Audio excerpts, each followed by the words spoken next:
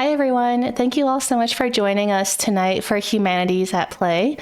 My name is Kathleen Kuo, and I am a program manager for Nevada Humanities, which is our state's council partner of the National Endowment for the Humanities. With Humanities at Play, our goal is to pair gameplay and other interactive activities with thoughtful discussions about the humanities and how they enrich and shape our everyday lives. So a couple quick notes before we get started tonight. If you're a first-time Twitch user, welcome in. Thanks so much for taking the time to tune in today. If you'd like to chat with us or type questions in the chat, you can create a free account, and that way you can actively participate. And if you aren't already following us here on Twitch, I always encourage people to click that follow button so you can get our notifications whenever we're live. So today it is my pleasure to have on our program Tyler Kynn from Central Connecticut State History University. Tyler, how are you doing tonight? I'm doing well.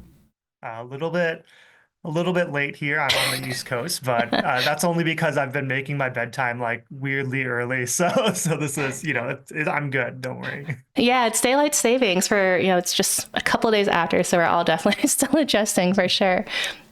So for those of you just meeting Tyler for the first time, Tyler Kynn is an assistant professor of history at Central Connecticut State University and the coordinator and developer of CCSU's new game studies minor. I'm going to ask you about that later. That sounds really cool. Tyler received their BA in history at the University of Minnesota, Twin Cities, MA in history at Central European University, and their PhD in history at Yale University. Tyler's research explores the Hajj in the early modern world, examining both narrative and archival material related to questions of Ottoman sovereignty and power in the Hijaz. The current book project is entitled A Season for Empire, the Hajj in the Early Modern World. Tyler is one of the co-creators of the Hajj Trail, which took their dissertation and converted it into a free classroom tool and digital simulation of the 17th century Hajj journey. Tyler's second educational game project, a spiritual sequel to the Hajj Trail, is Seyahat, a journey to Mecca, which can be found as a free demo on Steam. His research interests include the history of the Islamic world, the Ottoman Empire, early modern empires, sovereignty, mobility, identity formation, gender and power, and an intersection of digital history and gaming. So today on our stream, I think this is a really special treat for everyone watching. We don't always get to play original games, much less have the creator of said games on stream with us. So I'm just really excited to get to play through a little bit of Seyahat and the Hajj Trail and get your thoughts on both of them, Tyler. So I think we're going to get started with Seyahat, and then in between games, we're going to take about a 5-minute-ish break to give us all time to get water, stand up and stretch, do what we need to do, jot down any questions you might have for Tyler. And then after we come back from break, we'll reconvene for gameplay of the Hajj Trail, and then of course continue our conversation and Q&A in the meantime. I think the beauty of Twitch is getting to interact with our chat, so please don't be shy. If you have any questions, comments, observations, we'd be happy to answer them. So I'm gonna bring up Seyahat, and while I do that, Tyler, would you perhaps get us started tonight by sharing a little bit more about the game we're about to play? Yeah, so Seyahat is an early access game that I've built in Unity. I've done everything in it, so all its warts and beauty are all me. All of the dialogue, the artwork, the animation. It sort of has been a labor of love, but was essentially sort of came out of sort of my work. The one we'll play later, the Hodge Trail, but sort of creating a version that I always wanted to create. Basically, a game that's in the visual style of Ottoman, inspired by Ottoman miniature painting, and telling the stories of sort of social history and everyday life in the 17th century Ottoman world. That's done through sort of a narrative lens of the pilgrimage to Mecca, but it is really something that is it's like many pilgrimage accounts that it's based on, it's sort of about the journey rather than about the destination in many ways. And the way it's designed is, as it's slowly being built out, we have currently one chapter, and then the first part of the second chapter of the game already out and live for free on Steam. And it's sort of, once again, sort of meant to give you sort of insight into many of my favorite stories in Ottoman history, primary sources, and other things that exist there. So you're seeing the most updated version that was just released actually today. So That's so exciting. How long did it take you to make this game? I know I have several historian friends. Some of them may or may not be here with us tonight, but I always think like, what an amazing way. I feel like me personally, I don't know about you. I grew up in sort of like that golden era of mech where it was like Oregon Trail, Amazon Trail. I played Mhm. Africa Trail, Yukon Trail. Like Yeah. I loved educational games, and I feel like I don't know if those are even still around, but this I love that you're sort of bringing that back. No, yeah, I grew up also like having grown up in Minnesota, which is where Minnesota Education Computing Consortium was the people that Yep. made all those trail games. So obviously it was in all my schools, and I played Oregon Trail, Yukon Trail, Amazon Trail, all those. And basically the Hodge Trail, which we'll play later, was sort of a, oh, that shouldn't be so hard to make. Which then that took about, overall 3 years Okay. for all the content in the Hodge Trail in different sort of ways. It was useful groundwork for Seyahat because it basically lots of the research that went into Seyahat was done as a background for the Hodge Trail. And this version you see here is essentially a calendar year. So of me Okay. learning Unity, getting the basics. I had like a moving player character last January, so a little Uh-huh. over a year ago, but the first level was fully done probably in May, June last year. So Okay. that's sort of where it is of like what it looks like of like a solo developer that's also working full time. Yeah, yeah, no, I'm Of so sort of, impressed. yeah, the summer I got carried away doing animation as well. Like you'll see all the little portraits move, which is a lot of work when there's 70 or so portraits, where Yeah. I'm like, I need to make a separate little image for each one. But that was all of July was Okay. me.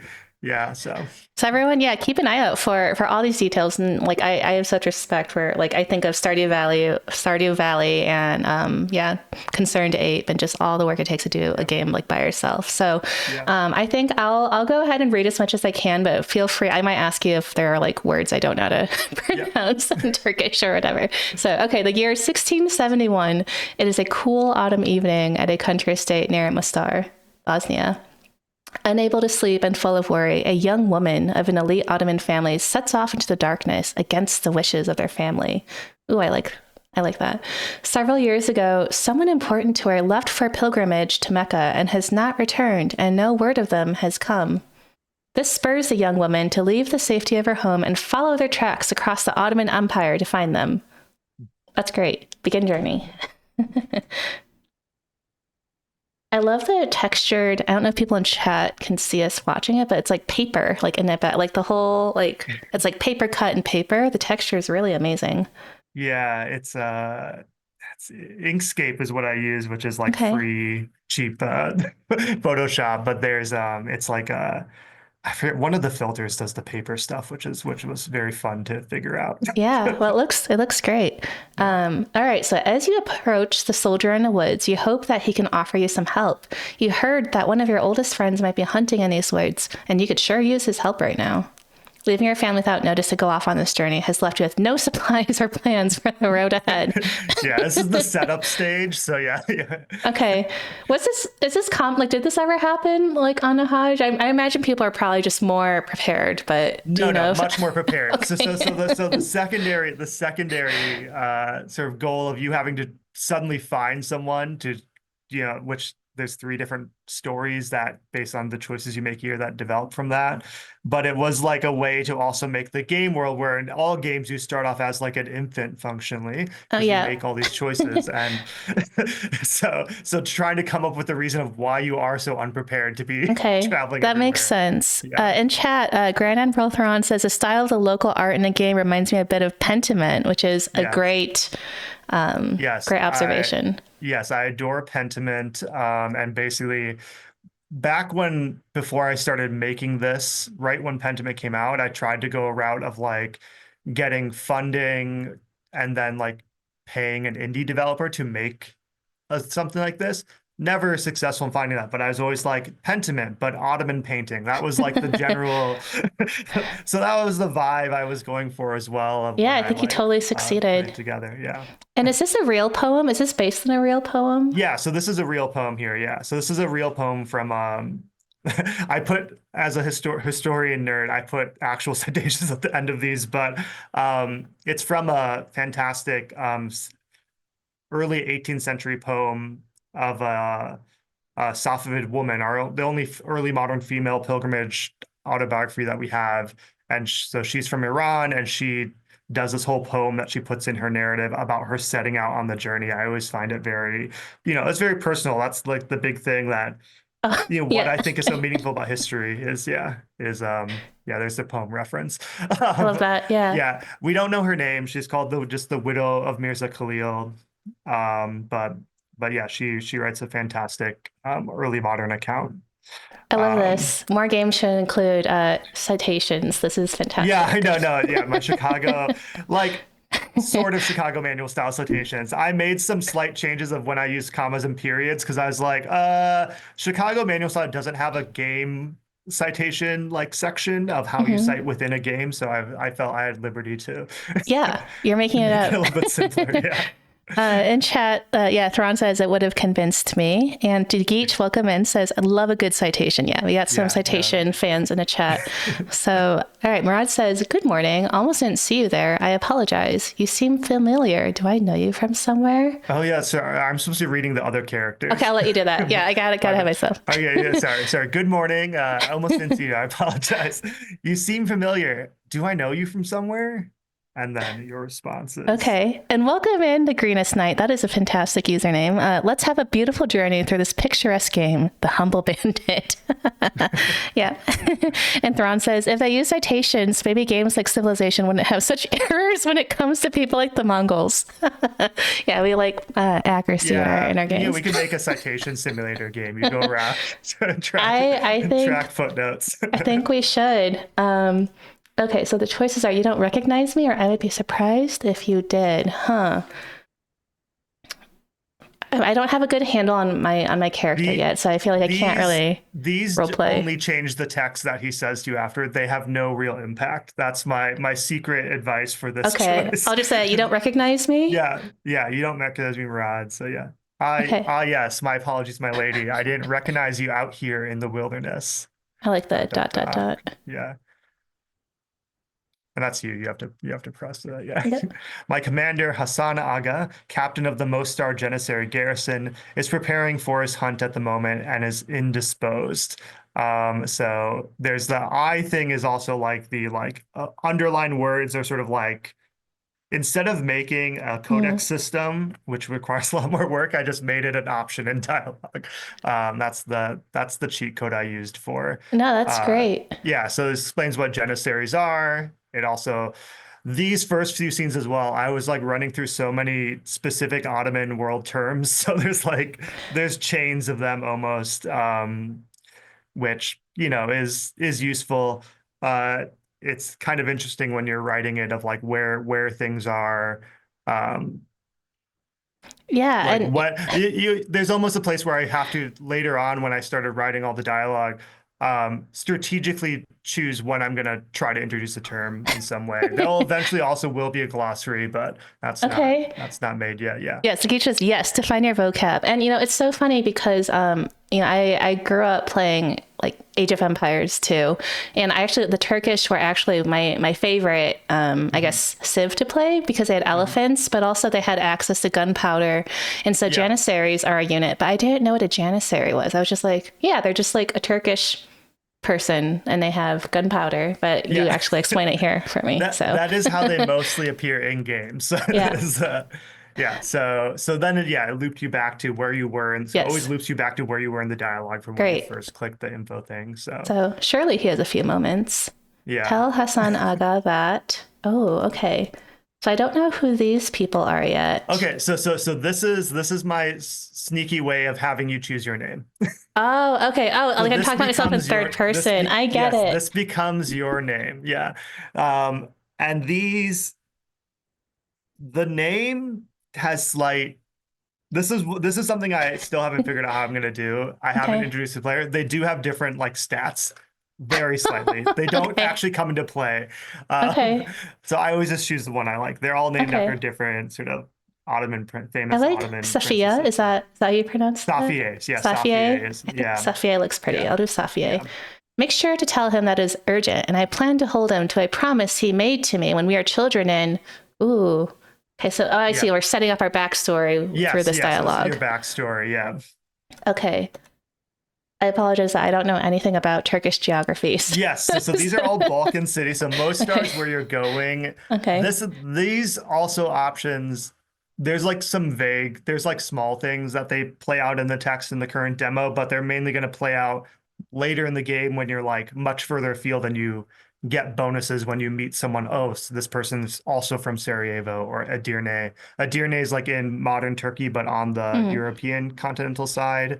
Um, Sarajevo's the like capital of Ottoman Bosnia, and Mostar is a very pretty city in Herzegovina near Bosnia. okay. And both of those two are in the demo currently. Edirne is not I'll go reachable with yet. Mostar then. All right. Yeah. You wait impatiently as Murad goes into Hassan Aga's tent to see if he will meet with you.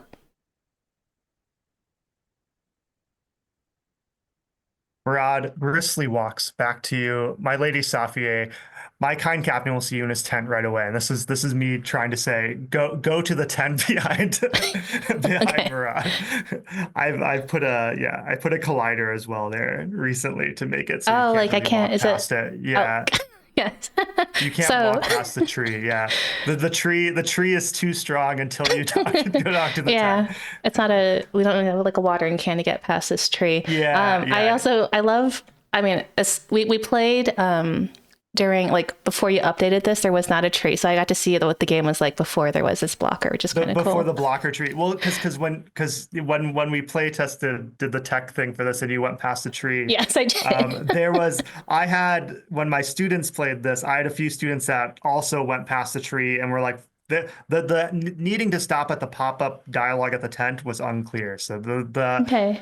There's always I people who are can going to try and auto find and break the game or, yeah. no, exactly, yes. Okay, so this is Hassan Aga. So Safia, is that you? It's been so long since we were children in Mostar. Ah, choice you pick. So that's a variable word there. Where was it that we last saw each other? So now this is more bio. When did you last see him? And then you have three different options, which all have different info for what those terms are as well, depending on which one you pick. Okay, Um, yeah. So I don't know. How do you pronounce, is this Cud? Kadi Asker, so it's like chief judge of the empire. Okay.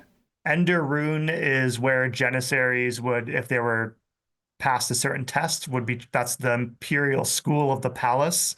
So Hassan Aga is a Janissary captain, so he would have been taken as their children and then gone into the Janissary Corps later on. And then Candia is a famous, the longest siege in world history on Hmm. Crete. That happened basically. This is 1671. The siege ended what like just a few years prior to the starting of your Wow. character. Okay. So it's like a recent conflict. I'll say when you left for the Enderun.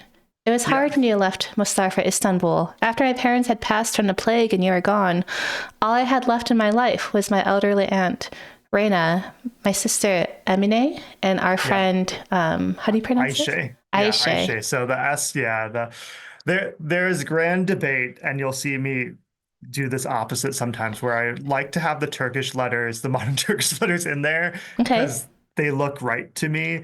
I think But so too. Yeah, you should keep some them. sometimes sometimes I'll add a pronunciation thing afterwards. I just Okay. haven't done that universally Well, yet. I'm helping to Yes. play test. This is great. Yes, no. We got a couple questions. So, does Aga mean elder brother? Because in Mongolian, Ach is like, is this related to that? Yeah, so no, so Aga is captain or eunuch. The with a Yumushake silent like there's Abe, which is like older brother in Turkish. So now that I've just explained that all out loud, definitely you are correct. I was like, yes, that makes sense. That why they mean the same thing as captain and older brother. Yeah, no, but it Okay. is yeah Turkish. Yeah. And And then second question is, yeah, who is being besieged at Crete? Sorry.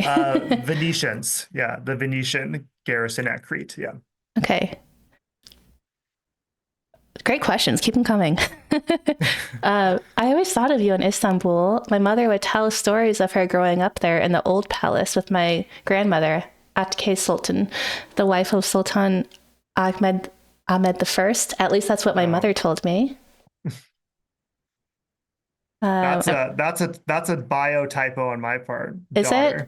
Oh, okay. See, So this is the great. You're daughter. making notes. This is good Okay. for me. Daughter of Ahmed the First. Okay. All um, right. this So is all this the is more the reason for people to tell us in chat if you have no, questions. no, no. This is the bio. This is the bio choice of you may be an orphan, distant relative of the Ottoman royal family, Mm, but we know Atike Sultan. She was the daughter of Sultan Ahmed the First in the early 17th century, and we basically I took her because it's what I found is that said it's unknown if she had any kids, okay. and your mother in this bio will have passed away, Hmm. and it's a dubious claim. That may be a lie that you've Okay. grown up with, as you find out in the story, but the character believes it until Okay. later on. Yeah. I love all this. Like I would not have known this, right? Like just playing this. This is so helpful. Okay, Hassan, while I have missed your friendship, I urgently need your help. With most of my family gone from this world, I worry for my elderly aunt, my sister and her husband, or a friend Aisha. Yeah, so Hmm. this is who you're choosing that is lost. That so when it alluded to someone that you cared about was missing on the pilgrimage to Mecca, this is your choice, and these are three different basically quest lines of who Okay. you're functionally looking for. Let's look for a friend. You may not have heard, but our childhood friend Aisha departed from Astar 3 years ago on Hajj, and I have not heard from her since. I worry so much for her, so I plan to do something about it. I will journey towards Mecca on my own Hajj in hopes of finding her. And then I love that. Yeah, what is the Hajj? I'm just gonna Yeah. look that. Yeah, let us know in chat if you have heard of the Hajj before. I was telling Tyler that I feel like I must have learned about this in middle school or high school, but not a lot has really stuck with me. It was just maybe like, I don't know, maybe Yeah. a week or two of classes, like just something, sort of our general like world history. Um, Yeah. I always feel like it's always, especially when I've like students coming to university, like that they've been exposed to it mainly in like a world's religion context. So it's always mm, much more modern, like the modern Hajj, which is a whole mm-hmm. thing, obviously, in itself. But the historical Hajj is often not delved in on as much, I always feel. Yes, this is really great. Okay, so I think, can you help? Yes. Um, Yeah, and so this is setting up that you and Hassan Aga were childhood friends, all friends with Aisha. Now that you've set up that storyline, and then you're going to go off and try to find. So he says, well, the journey to Mecca is a long and difficult one. You will need to overcome many challenges to make it to the holy city and find out what happened to Aisha. Okay. While I have responsibilities here, I will be happy to help you, old friend, at least as far as Sarajevo. My aide, Murad, the guy with the torch, can help us along the way. He knows these roads well and will be an ideal guide for the journey. So this is setting up your caravan members, essentially. Sorry, in chat, Greatest Night says, oh yeah, some totally unrelated professor who definitely isn't on a stream certainly did not have us play his previous game also about going on Hajj. And yeah, Yeah, we're no. definitely, of course, we'll be playing that after this. That I think most people just play the Hodge Trail just out of, it's the most popular game in the world, definitely. Well, I mean, both are free. So it's like, Yeah. anyone who wants to, like, if you want to play this on your own, like after tonight's stream, like you can find this on Steam. Like go ahead and Yeah. download it for free. And Hodge Trail, which we'll get to later, is also Yeah. free. So, And so then Hassan Aga says, I hope you don't mind, but I'll also bring along my hunting falcon, Yildirim, which means lightning bolt or thunderbolt. He may prove useful for the journey. So basically you get four characters that could okay. travel with you of different classes, essentially. I do have one other favor to ask. I was tasked to escort the esteemed Halime Hatun to Sarajevo. Some local bandits have been causing trouble near her estate. So that's the fourth member you'll get. Okay. Yes. And then Greenest Knight says, it is fun to play in your free time. Oh, it's very nice. You could even play it while watching the stream in the background. You could.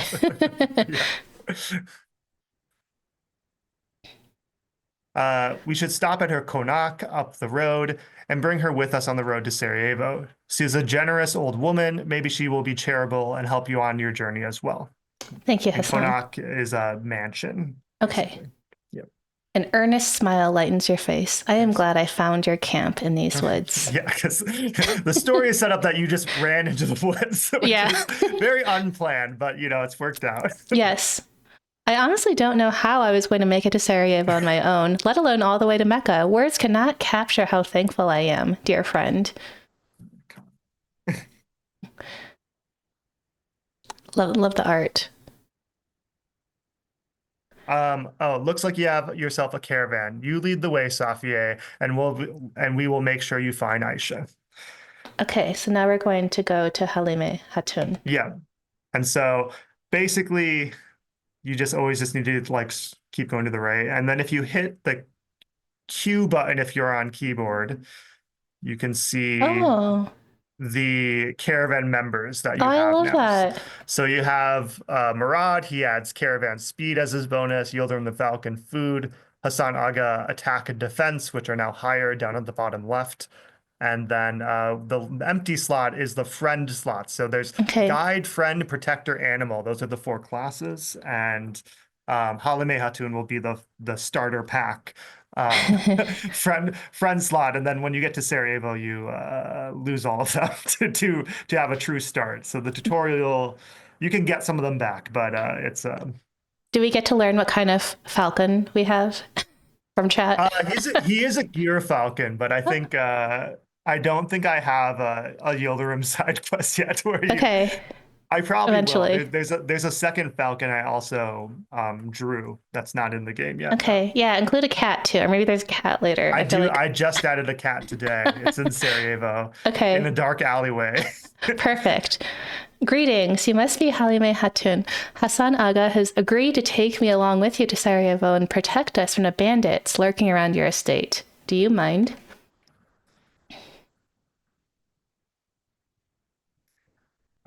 Of course not. I'm sure young Hassana can manage the both of us and get us safely to the warm confines of Bosna Sarai or Sarajevo. So I gave the other word they called it, Mm. which means the Palace of Bosnia. May I ask where you are off to? This this choice does determine how much cash donates to you. Oh, okay. So I actually upped it for friend because friend was she was giving you way too little, and I only realized later on I was like, oh, that's kind of Halime Hatun gets cheap when you don't say you're going to the Hajj. So, Okay, but yeah, it's up because to you. I was gonna say I need to find my friend. Is how great is the difference? I'm just curious. It's not as big as it used to be. Hodge is 500, I think. Friend, Okay, I think, is 300 now, I okay, think. But then she gives you a clue on where she yeah, saw your friend last. So you get like info with this one. You don't okay. get that with the Hodge choice. Yeah. I think I remember your friend. Aisha Hatun, was it? You nod. She passed by here a few years ago in a group heading to Mecca. I remember she was traveling with a group of merchants. So for you to have a, I remember them since a few of them were from as far away as Isfahan and Delhi. So Iran and India, Hmm. which is the ultimate clue of where she actually will end up. But well, if you have not truly heard from her after all these years, oh, it's only 200. Yeah, it's only 200. You are right No, to go out and look for here. Take these 200 Akshay. I won't be needing them anytime soon. everyone Yeah. in chat note that he lied to us. He said it was 300. I thought I upped it to 300. I think Okay, I maybe upped another one. I think this one was originally 150. Another one was 250, and I then moved this one to 200 and the other one to 300. Because okay, you get because which friend you choose also determines which how much money you get here okay. as the starter Well, we're funds. getting Yeah. some good pointers for anyone Yeah, playing. yeah. Also, a bit of advice, make sure to visit the mosque in Mostar and its hammam when you're there. It will help you greatly for your long journey ahead.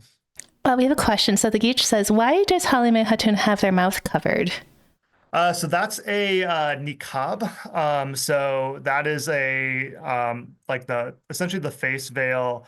And some generally like someone of higher like status in the Ottoman world would generally wear the niqab because you're more separated in public life from everyday people. So it's also Mm, like visually sometimes when you're out in public, a sign of someone with wealth or status. But that is sort of, and this is from a 18th century miniature painting that it's based mm, on. So it's basically traced the images that she has there.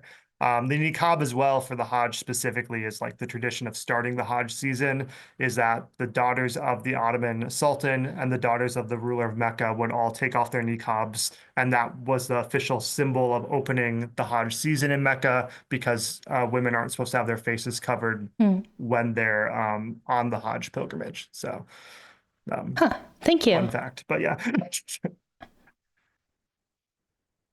Okay. I think So that's. if you plan to go on such a long journey, you will need to make sure you have a Dragoman translator with you. When I was young, and then I went to Damascus and without knowing Arabic, well, you can imagine it was quite hard to work my way through the marketplace. Mm. And so now you can tell that now I can tell you know Ottoman, Turkish, and Bosnian. You nod, but yet have you learned any other languages yourself through the years? So this is your default starter language. There are side characters that can serve as translators for you to get you different dialogue and bonuses. Um, the the languages here, the one that some people haven't heard of is Ladino, which is the basically medieval Spanish written in Hebrew characters, the language of the Sephardic Jewish community, which was a very large community across the Ottoman world Mm. post 1492. And so, it's up to you what you choose here. Okay. In chat, Tron says, "Man, I misread that and got excited and thought it said Dragon Man." Yeah, yeah. Well, Dragoman is a very cool, it's a very cool word. It just means translator. There's whole books on people that write about the history of Dragomans as cross-cultural interpreters. But it is a very cool name. So I try to drop Dragoman or Terjuman as it's in Turkish, um, whenever I can because it does sound like Dragon Man. Yeah. I think I picked Ladino before. I'm gonna say Persian. Yeah. I know some Persian. When I was growing up in Mostar, my mother taught me when I was young, and she wanted me to read the great Persian stories like Shahnameh. I'm gonna ask, what is? She. Yeah, I'm glad you're in it. So, what is this? The Book of Persian Kings. It was a 10th century classical Persian epic. I love epics. Super, super cool. Yeah, and lots of the artwork in this too. Some of it's based on Shahnameh paintings from the Okay. 16th century. I'll say, ooh, okay, we better get going though, or I think Hassan Aga needs us. Does he need Yeah. us? Okay, we better. They yeah, this is truly there's actually not many fake choices in this Okay. game. Almost every choice actually does lead to something different. That is one of the very rare things where they both lead to the exact same I outcome. love that there's a branching narrative. That's great. Yeah, yeah. Yes, we should get going and hope to evade those bothersome bandits who think they can harass an old woman. They have been prowling the edge of my estate for days now, which is why Hassan Aga showed up. Actually, yeah, the Twitch stream, which I just turned the camera, is actually faster than the Zoom link for the Interesting. video. Yeah, I know there's like a little bit of a delay. There's a delay in our videos, but on my end, but Stream is a little bit faster. Okay. the game is faster. Yeah. Okay. So, but I guess it was for the best, as otherwise you would not have run into him, and we can now move along safely to Mostar and Sarajevo. Oh, also, Grandison says Elise and a few other CCSU History Club members say, "Hi, Professor Kynn." Aw. Look at the loyal history club squad at our campus. And also, thank you also for staying up late from East Coast time. We really appreciate that. A good caravan we will make. Continue on. I appreciate that you added an option to like, so you can like sprint a little bit. instead of Yes, no, you slowly should just be walking. holding sprint the Yeah. whole time. Okay. It's, yeah, there's I played a lot with speed as well, like how fast they should go or stuff. But yeah, hmm you should just hold sprint. Sprint's existence came when I was building it and playtesting myself and got bored of having to Just slowly walk. walk slowly everywhere. And so I was like, I should probably add a sprint button. But yeah.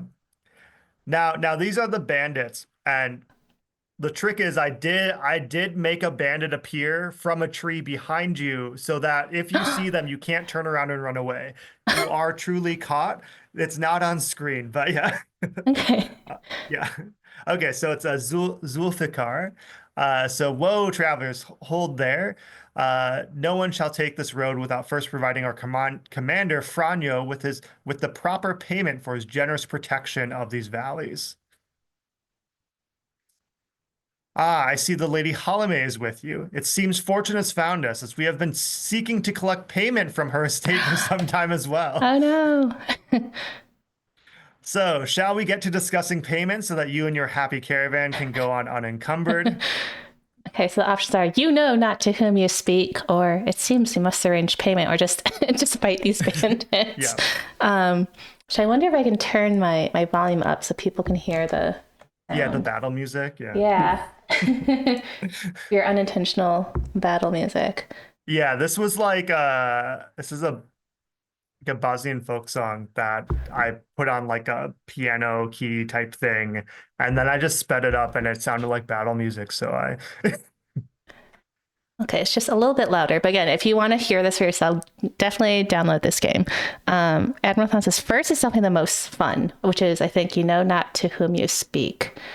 But I yes, also like yeah. to I'm just going to start out They fight them. all do lead to different outcomes. Like you can the key thing, I'll give this advice. You can pull rank and say you not know whom you speak, and then you like go through your very long, funny title because you believe you're descended from the Ottoman family, and it will Okay. work. But later on, they will then know you're rich or think you're rich and try to get more money from you. So like this choice, Oh, you get away scot-free here, and then like 3 scenes later they run into you again and they're like, hey, remember when you told us you had the super fancy title? So there is a payoff to that as well. okay. I just went straight to fighting. So I'm Yeah. usually that kind of player. So we know your gambit well, and that the Franyo you serve is just a well spoken haiduk. Hassan Aga follows our Sultan's noble command in a sharpened yatagan to protect all here from the likes of you. You best be on your way if you care for Yeah, your lives. Oh man. I'm just pausing to admire the art because this is really, really great. Okay, Hassan Aga readies himself. yeah. So Hassan Aga cuts down one of the bandits with his yagatan as their leader Zulfikar lets loose an arrow, just missing Hassan Aga's shoulder. Ooh, action. Which the arrow would have hit Hassan Aga if you had waited to fight till later in the dialogue. So you surprised them. So you that choice technically does have does have an outcome. But Also, we have another great comment in chat. Welcome in. Blade of Creation says, that feeling when you need an extension on Friday's assignment because you're watching your professor on Twitch instead of doing homework. yeah, And yeah, sometimes I feel sad I never had that experience in college. I know that would have been great if we had our history professor doing that. that's right. Yeah. So yelling as he runs into the woods, foolish traveler, this will not be the last you hear from us. Friar Franyo will remember this. So this is also a determinative choice of how you interact with the bandits. If you do, the thing is, if you do pay their fee at its full price, they will just be nice to you the rest of the time. Wait, what is the So full you price? can Can you tell us, or is that it secret? was I think it's only 100.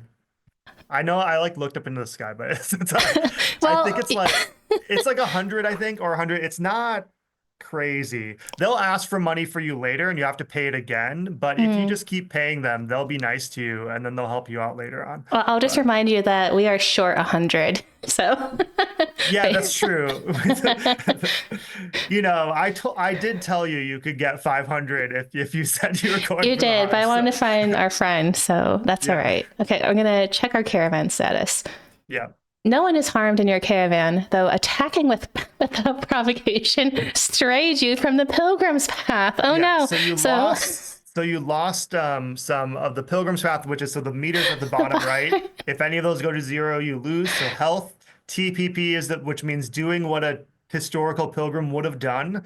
So being historically accurate. And so being aggro hurt you, but you also didn't get hurt in your health as much. So it's a balancing system, if you Okay. will. Uh, Well, I'm sure I'll raise this later, so I think yeah. I'll take it. Leaving this dangerous scene, your caravan moves on towards Mastar. Do I need to stop at this tent? No, you don't, so actually this is a good place to show the map. So if you do pause, Oh, this oops. is this is new. This is so if you go to the pause menu, oh Okay, well yeah, or you could just go into the yeah. there we go. Map. You're already in it, but yeah, but still Oh, am I? unpause it. Yeah, go back, yeah. Because now it's Uh-oh. confused because you're in the dialogue scene, yeah. Okay, I'm gonna rush through this. So, okay, there's a Yeah. beautiful chest that we found. I don't wish to take this, but the curiosity is getting the better. I'm gonna remain by the fire. I've already done one bad thing, so I'm not going to take that. Okay, well, I got this plum jam at least instead. Okay, so I will go to the Okay, now map. hit pause again. I have to turn Mhm. off the dialogue buttons when dialogue's active. So go back. So go Oh no. it's been broken. Okay, Yeah, this is on me. that's all right. So So do base I go back in here? um no, the best way, so basically the um because basically what happens is that I need to make it so that normally it works fine, but if you're in dialogue, I for everything else I make sure dialogue is just never doesn't allow anything else to pop up when you're in the dialogue screen, but when I added these buttons I forgot to have that check happen. Um, so if go hit pause because pause is gonna eventually get you to this. So and then move to the right I because cannot move. it's well yeah. So hit one button to the right and then hit enter because that should pop up the map again, I believe. Because basically it's hiding the actual pause menu because of the whole dialogue mess up Okay. thing. It's not working. Um, It should be yeah. So just hit pause and then just keep hitting like another like go to the right or to the left and hit enter again. okay. Instead of unpausing it, you'll hit the E button to trigger some of Okay. the dialogue menu things. I believe that is I am trying to press E and I am pressing right. okay. It's So okay. I'm sorry I the broke next this. thing, no, it does autosave. So you can just quit out. You'll just have to run past everything again, but just like quit out of the game and restart it, and you'll be able Okay. to. All the choices you've made are saved. So we just Okay, have should I to. exit and restart? Yes, Okay, in the yes, exactly. meantime, Yeah. Thrawn says, "This is what happens when you don't steal the chest." Yeah, that's my bad. Yeah, this is a bug fixing stream. I mean, like I said at the beginning of our stream, I think it's so cool to get the chance to play a game like that's original, but also like with the creator, like the actual person who made it. So, okay, I'm No, gonna. and honestly, very useful for me. I've like, oh yeah, I need to I need to make sure because that's the whole thing when you're like making a game, there's things that us that you don't think to do because I was like, oh, I know not I don't hit pause and try to get the map when the dialogue's up, but yeah. Okay, so Okay. just hit continue. It should Oops. Yeah, not load. yeah, and just click on yeah, or just click on the save game. Yeah. Okay, I did continue. I'm running. Yep. And so now if you hit Q, for instance, you'll see that you have all your same choices in caravan members. So it just starts you every time you load a save game, it does save like every like second functionally. But it just always puts you, this is to prevent you from getting stuck somewhere essentially. Got That it. it will always reload at the very start of the scene. Okay, So so this is what here's the the map. maps. Yes, here's the map. So the map has these buttons, which obviously don't try to put this up while you're in the middle of dialogue. I've just learned. But if you navigate, you can navigate actually on those little squares at the bottom, Mm, and that shows you. And if you hit E on top of them, it tells you what is there. So basically, you can plan out because you only have 4 hours or four like actions to do per scene. And some things cost three, some cost one, Mm. some cost, two. And so there's always a little bit more options of things to do than how many hours you actually have or how many like actions you have per scene. So there's a way in which like I sort of added this so that you can like plan ahead, you know what you can get from different things. And so it's a way to sort of um plan for your journey, or like when you're in a town, you can sort of start off and be like, okay, I want to get a new character. Let me see which of these what are called the time sink events, or events that take an hour of your time or 2 hours of your time, what bonus they may give you. And so at the bottom center is actually the number of hours you have. So you have one grayed out now because it's uh because you spent that hour at the Oh, I bandit see it. camp. Got Yeah. it. Though the actual numbers of our written not in Arabic letters is on the bottom left as well.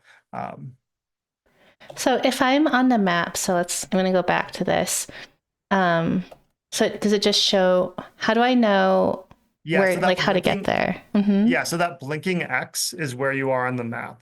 So Mm-hmm. because you start at the very beginning off, so the check mark one, that's the one you did. So that's the encampment. So you still have to run past that to get to anything new again Okay, I because you understand. restarted it. Yeah, Okay, we're just going to keep on running. Did people I know. get like how, I don't know, did people just walk on foot? Did people ever like ride animals? Like how? Yes, they definitely rode animals. Uh-huh. The I will add a horse at some point. Okay. I also have plans to add a camel. Oh, I love They that. require animation, so Yeah, you don't want just they're like they're in the a gliding process. But yes, no, camel. I do have plans to add an actual riding horse and camel. I have the artwork I'm basing it on, but it probably the easiest way is going to be to just actually have it be like its own separate scene where you're only on horseback or something for some parts. Got But it. In um, chat, we have a question. How did the Ottomans keep track of time in this period? That's a really good um, question. it's per they would talk about time per the time 5 times of prayer per day. So in travel accounts, they would say, "Hey, we got to the city just before evening prayer, or we stopped for camp at midday prayer. So like that, and because in Islam you're tracking the position of the sun for Mm. the official prayer times, it is a way in which how people understood time and sort of talked about it, in a very lived experience way. And that's represented a bit in the Hajj trail of how time is. There's a little sun meter that tries to showcase this on the side. I couldn't find a good way to like incorporate that, I felt, visually, at least at this point in time, because I didn't want to put too much stuff on the UI to have like a time thing there. There's Mm. also watches, particularly imported Austrian pocket watches were a Oh, very big what? That's diplomatic super gift. cool. Yeah, we're a very big diplomatic gift in the 17th century Ottoman Empire. So watches do exist, but it's a much more of a luxury item. Everyday people would be the time of prayer per day. And obviously there's the call to prayer in Muslim cities. So there's a much more regimented, like almost alarm clock, if you will, for your life and schedule in a way that's fundamentally different than Europe at this time, which yes, has some, very fancy clock towers in like Prague and things like that, but they're not as commonly, and as commonly used. And so obviously the mosque would have like a sundial and stuff to try to get the specific timing for the call to prayer. I was going to ask what this flashing thing is. Yes, so there's a little tutorial thing that Oh, explains it, but behind basically this. these are like things to give you something to collect. So Okay. each level has 10 of them on it. And Ah, if you collect all 10 or collect less than 10, you get a bonus when you finish that scene. You can apply those 10 to any of your four variables: food, water, TPP, or health. And so it's sort of like a wild card. One's to give you something to click on and get a little sound, but they're called knowledge tokens. There's also a character that gives you bonus knowledge tokens too. So it's another thing to like help you strategize on how to keep your four different meters on the bottom at their peak.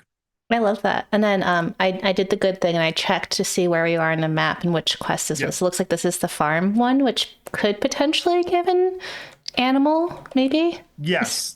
Yes. You get a you can choose an animal. So you already have the falcon. So Mm-hmm. you can only have one per time, and they will give you the option to you would let your falcon go, Oh, essentially, I which is still fine, but the simplicity of it, you just have to switch out whatever you're doing. got it. So but yes, you can get the dog here. So it looks like this farm recently was burned down. A torch still lit nearby hints that it may have been intentional. It saddens you to think what may have happened here. You Yeah, decide to spend. the bandits went through here. Would it have changed if I had said something different or no? No, this Okay. one's static. Yeah. Oh, you decide to spend a few hours to search the small farm and see if there's anything useful that you can salvage amongst the rubble.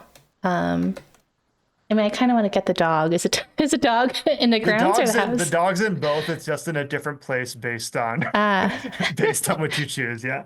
yeah. This is clearly just insurance fraud in chat. Obviously, Yeah. early Ottoman insurance fraud. Yeah. Let's search the grounds. Searching through the fields and past the grazing sheep of a now missing shepherd, you find a small well on the edge of the farm. You take this as an opportunity to fill up on water for your journey ahead, as a clean well like this is a rare sight at times.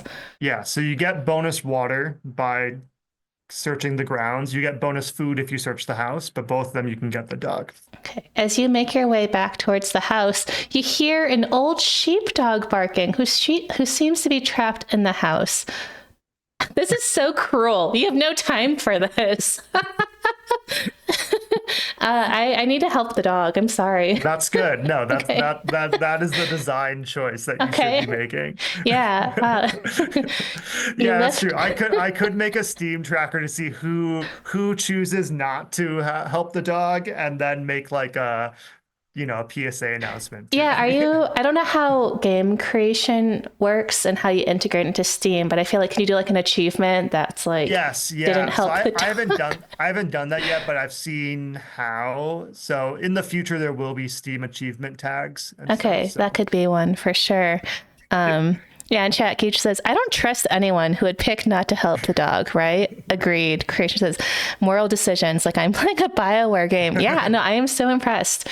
So you lift a large piece of timber and that had fallen on the rear door to the house. And suddenly a large white sheepdog comes and jumps out at you. This is like and the best day. this is my dog in real life, functionally. That's Wait, my are you gonna sheepdog. are you gonna animate a dog in the future? I feel like there should be a dog jumping I know. out. Well, yes. No, this is like the dream of like, especially if I had a team of animators to have Okay. the original dream is have all your caravan members follow you along like a Mm. little like caterpillar, and then they all have little animations, and it would be really cute. But I don't have the I don't have the time for that part of it. But that is in stretch goals of if this ever Yeah. gets funding or something and stuff. But I was going to say, if you weren't at the office, you'd have to pay the dog tax. But I understand that you can't show your dog to us right yes, now. no, I did have my dog here today, but Okay. he's at home now. What's Yeah. your dog's name? Lupin or Lou. Yeah. Okay. Well, you fall over and the dog begins to lick your face. Once the dog settles down, you must decide what to do with it. And that's super cute. I would love a sheep. I have a Shiba Inu, which is not a sheepdog, but also very Yeah, cute. my dog's a husky Great Pyrenees mix. Okay. Like, yeah. So he's very fluffy and white. So this is you just confirming that We're going to do you it. lose the falcon, you release the dog, that's still a positive outcome. So like even if you say no to the dog, you release it to its sheep and you get like a TPP boost because you helped out the dog. So there is a bonus of saying no. So you need to name the dog. These are 4 like Turkish dog names functionally. Do they mean anything or they're just nice Kaya names? means like stone. Sivas is a famous Turkish movie about a sheepdog. And the Okay. dog's name is Sivas. It's Rami, I forget where I went. The name choices is like me doing like a weird unnecessary like deep dive into historical dog names or accurate dog names. But yeah, so I think there's another Turkish film that has a dog named Rami in it. Yeah. It's okay. We have a lot of people are invested in this dog. This is really fantastic. So yeah, Yes, Thrawn that says yes. you can't have a dog and a falcon. That is hard. I know. We lost out on our cool named falcon. I love this. Greenest Knight says achievement concept for not helping dog. Sheepish. That is so good. Lou is wonderful. 10 out of 10. 1 out of 10. Lupin is not one of the name options. You know, another 1 out of 10. We should have had an option for like Yildirim the second. You know. Oh, you have to continue. Yeah, that would. I would have named if you had like a type in other, I would type in Yildirim Well, the yes, second. no, you'll notice there's no custom Yeah. names as there are on the Hutch Trail because this I didn't want to have to make a entire typing UI. So Okay. Geach says, oh my God, doing a deep dive on an unnecessary task is 10,000% my jam. Yeah, here yeah, we I are. did the cat names. I did make one after my recently passed away cat Oh, because my cat's name was Ollivander or Ollie, but our nickname for him was Ali Pasha, which is a very Ottoman name. So that is one of the okay. choices for the cat that you can get. I'm gonna go with But yes. Kaya. So you give Kaya a bone you found on the ground, and they happily trot along behind you with it in their mouth. Continue on your way. Oh my goodness, there's Kaya the sheepdog. Yes, and so that's an Ottoman drawing of a sheepdog and that I based it on. And yeah, and they give you plus health, plus 10 health. So the Yildirim helped you with food. Kai the sheepdog helps you with like the health bonus. Okay. I think we have enough time. Maybe we'll go to like the next scene or so, and then we can take our break and play the Hajj Trail. But I'm not sure if there's anything that you think that I should get to specifically. I think the next thing actually that would be neat because it's kind of too far to get to run to the dream sequence. But I think, yeah, so this, if you jump and just, yeah, you can get these I in the learned. trees. Yeah.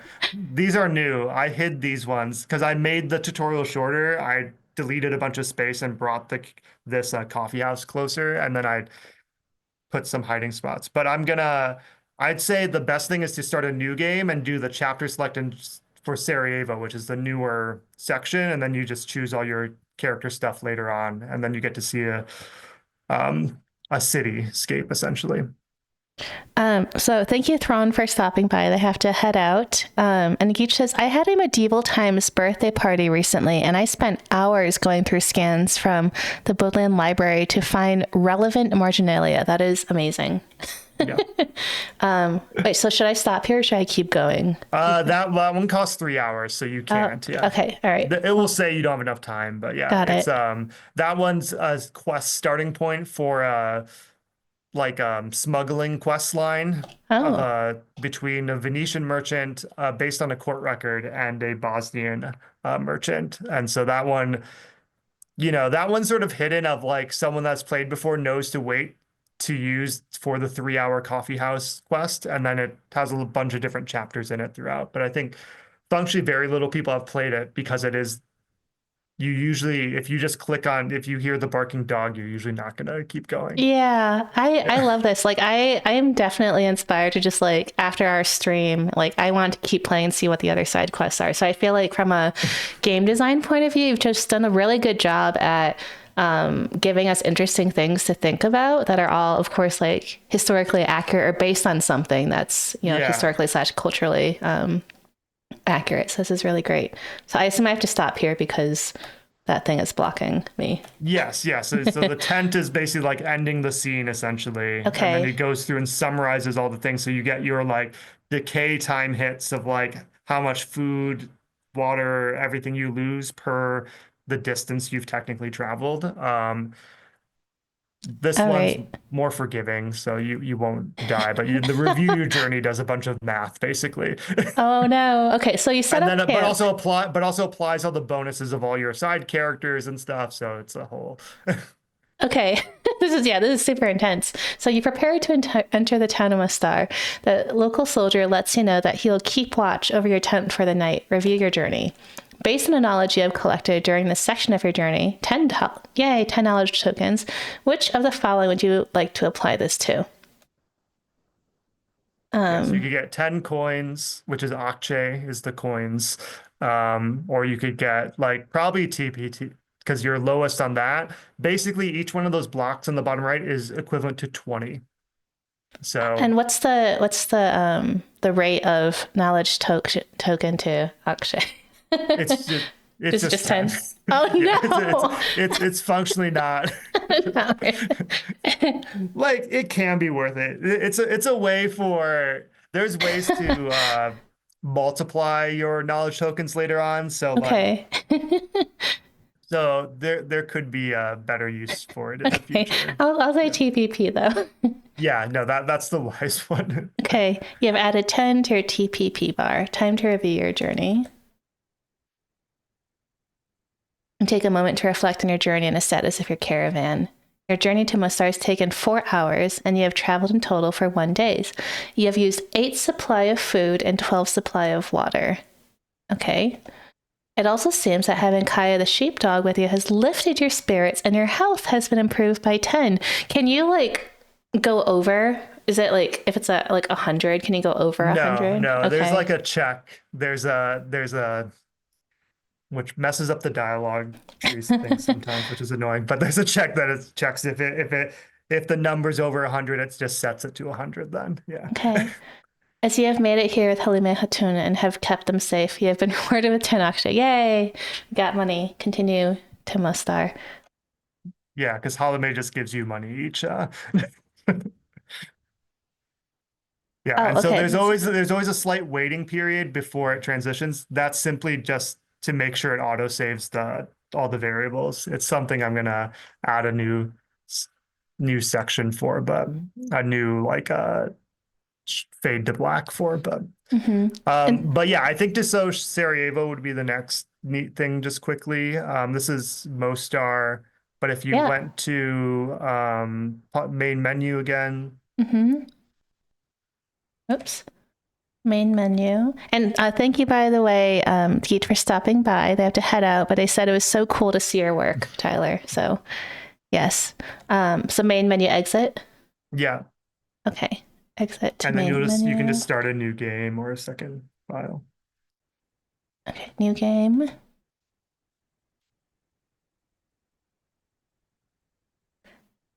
And Okay. then on this, you're going to do chapter select and just choose Sarajevo.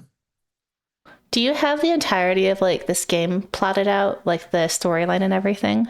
Um, I have the ending points of the storyline and I have the routes set up because the routes are mostly similar to Hodge Trail. But Mm-hmm. the ending storylines, like for instance, what Aisha is in India, you find out once you get to Mecca. She there you get all these hints that she fell in love in the dream Oh. sequences as clues of what happened to her, and then you eventually will meet her and her Mughal husband later on. The your sister Emine, if you do that route, she ends up captured by the Knights of St. John, the pirates in Malta, which is why Malta's on the map, and you'll go to Malta to pay her ransom and free her.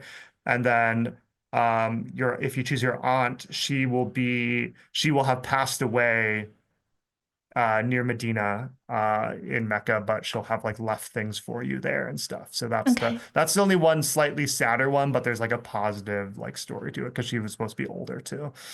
So this Um is new. yeah, Uh, this is all this is the chapter select is setting up all the variables really quick that okay. matter. So, and I set some variables as well already. So I make some choices because it's basically jumping you 5 scenes ahead in the game. Mm-hmm. Yeah, I saw And I some clues about people who are kidnapped and being held for Yeah, ransom. exactly. Yeah, Hassan Aga gets kidnapped in the scene before Sarajevo. In most routes, there Okay. is a way you can get him not get kidnapped, but most people are probably gonna get kidnapped and have to try to negotiate his ransom. Okay. He gets captured by Franyo's men later on. But basically, so this setup, this chapter select is basically I'm just here's a bunch of choices that matter to set up your character for you to start in Sarajevo. So you Okay. have your baseline character, and then some things I just make decisions for you that you would have made. And so the whole idea is that eventually, when each chapter comes out, it can be functionally standalone. I will eventually have a website that will have each chapter and what stories are in it so that teachers can be like, hey, we're just gonna have the students play chapter 3 because there's stories about coffeehouse culture or folk tales in that one, or Yeah. like, and there'll be a theme for each one. And so that's the whole idea of building out the chapter select. And Sarajevo is like, there's only the first scene of chapter 2 right now, just the city of Sarajevo. But this is sort of the function of how it will work, where basically you're jumping ahead in the game, but you're setting up all the most important choices that I give you. Some of the choices I'll make for you in the back end anyway. Okay. Well, I like Rumored Granddaughter of a Princess the most. I'm going to Yes. pick that. And then I just sort of went and picked the ones that we did before. So we were Yeah. Persian, we're looking for childhood friend. Um, so the interpreter said, you saw 7 minarets in a dream. Seeing a minaret in a dream can represent a man who fosters unity and fosters love between people. And 7 in number tells us something quite specific. For the only mosque in the whole of the abode of Islam with 7 minarets is in Mecca, perhaps your Aisha has found love in the holy city of Mecca. Yeah. So the dream sequence has clues in the background. Mm. Basically, it's a platformer sequence and I'm sad I missed aftermost that. start. Yeah. And in that one, it's like there's a dragon in there. And basically there's like the minarets and all these things. And basically the first scene out of the dream, you talk to the dream interpreter and he quizzes you. He's like, hey, tell me about your dream. And based on a real 16th century dream interpretation manual, it's like it will guide you to what choice you have. Like you will not be able to make a wrong choice for that. So you will get Okay. your clue no matter what. If you choose the wrong option, he'll be like, "Oh, that doesn't seem right," and it'll force you to do the right thing. But yeah. So like if you choose your aunt, you have to remember the color that the dream person in the dream was the color of the dress they were wearing. If you were chose your sister, you have to remember the color of the dragon. Oh, wow. And then the minarets is the number of minarets is the thing that you need to remember to the dream interpreter for the route Well, you chose. But yeah, that's the clue. So it's giving you like the important details from the previous section. I'm a little bit sad we lost our sheepdog, but that's all right. You can get a cat in most, yeah. Okay. Um, this is you, I think. Okay, so I have to halt your caravan here before I can let you enter the city of Sarajevo. I must warn you.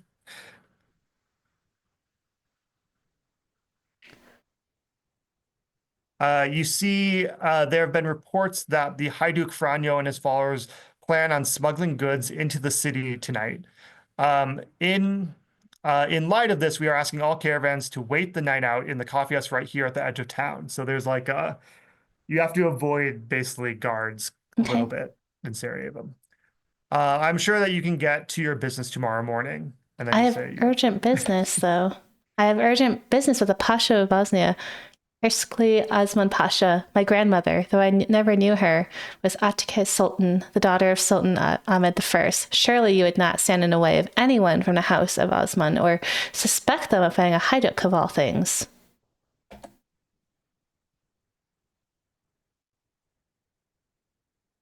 I mean no offense, my dear Hatun, but I have my orders, and I'm sure your business with Hersekli Osman Pasha can wait until the morning. If you do not believe me, you can talk to my captain down the road. Have a good night.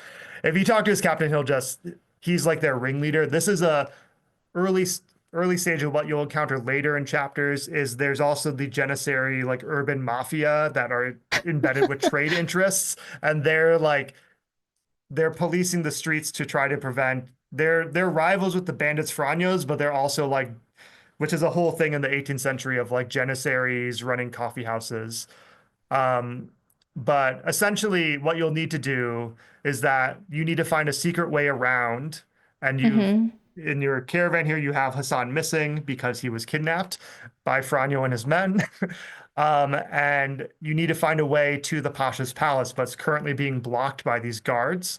And so what you Mm-hmm. do is you go into this coffee house. So if you hit the little entry button Oops. at the bottom there, Yeah. And I you'll be was able to going to go note too, upstairs. like, I love the shadow effect, like, with the light. Like, you can see your Yeah. shadow. That is so cool.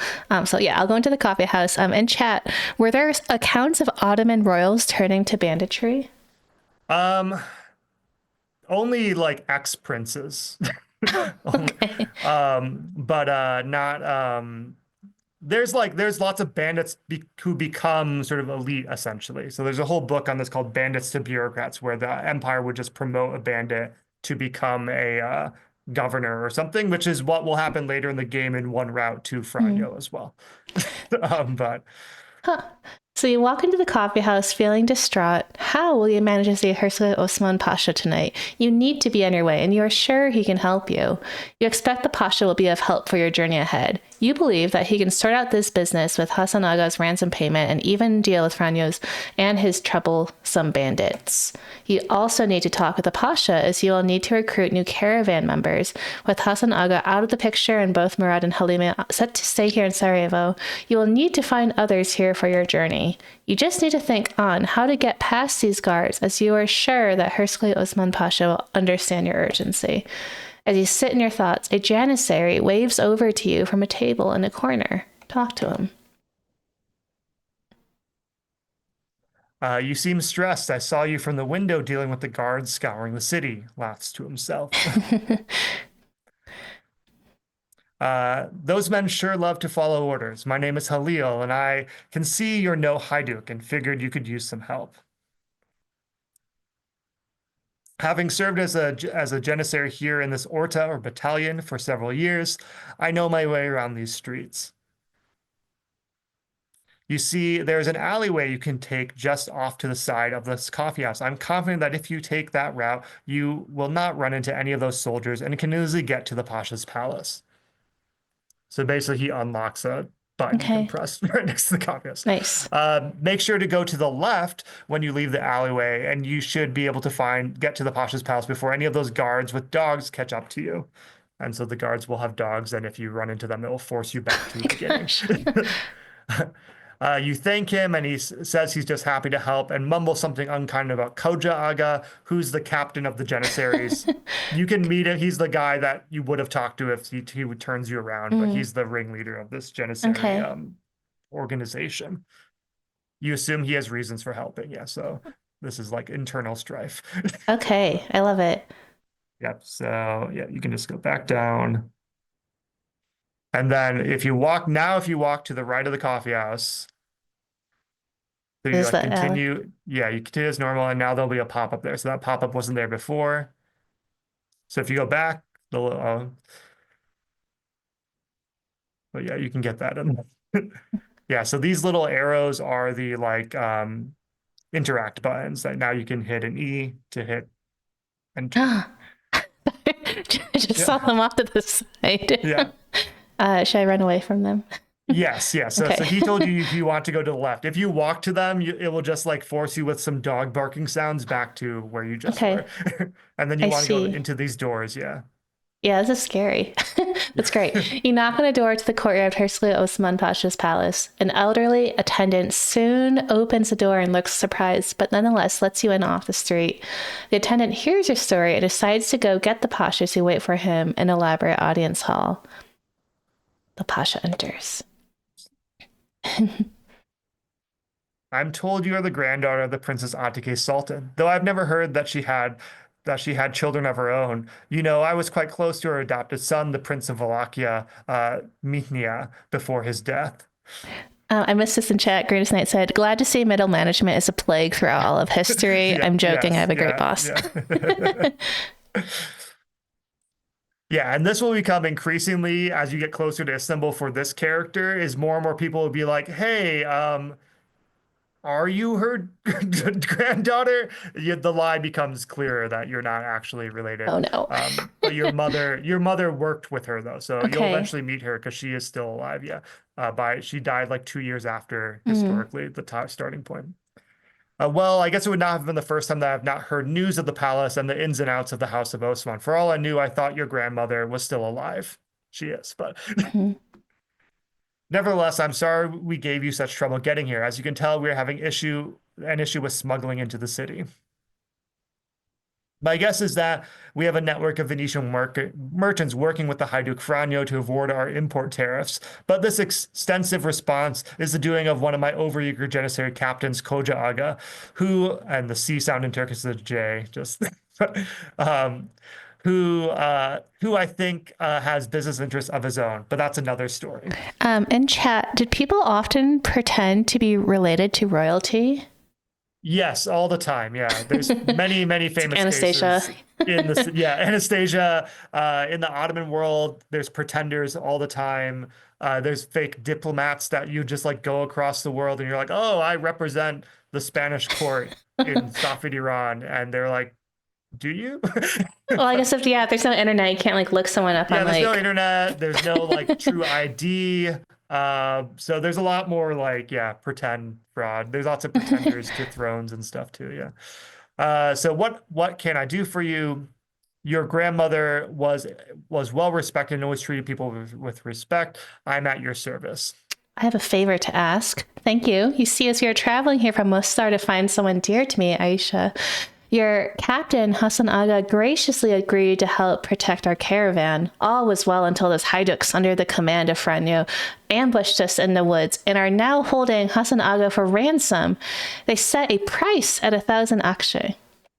Would you be able to help me free him? I have no one to travel with me besides Yeah. dear Yildirim the falcon. Rip, our dog. As I know, Yeah. Hatun will stay here in Sarajevo, and Murad, our guide, is bound to the garrison here. Usman Pasha pauses and then raises his hand to stop you. I think I can make you an offer. I know that you help protect the salary payment to our garrison at Visegrad.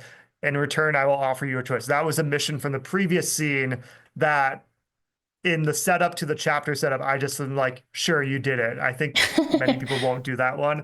I Okay. also set the ransom price at 1,000. There's an option that you can get it at 3,000 as well. So I made the chapter start a little bit nicer, and you did some good things in the past Okay. Yeah. We have a scenes. full Yeah. TPP. And Yeah. Sabata Ert says, I love the Ren fairs, always trying to convince Irish Americans that they're all descendants of nobility, right? Yeah. Yeah. I will provide you with 1,000 akçe for Asan Aga's ransom and provide you with a guide. As I know you said your former guide Murad must stay here at the garrison, and even the wise elderly Halime Hatun aims to stay here in Sarajevo. So now you're going to get 1,000 akçe, which Yay. the Pasha might not help you if you fail the mission in the previous scene. So Mm. like this is the positive route through this dialogue. Okay. I'm sending you a trusted friend of mine, Mara.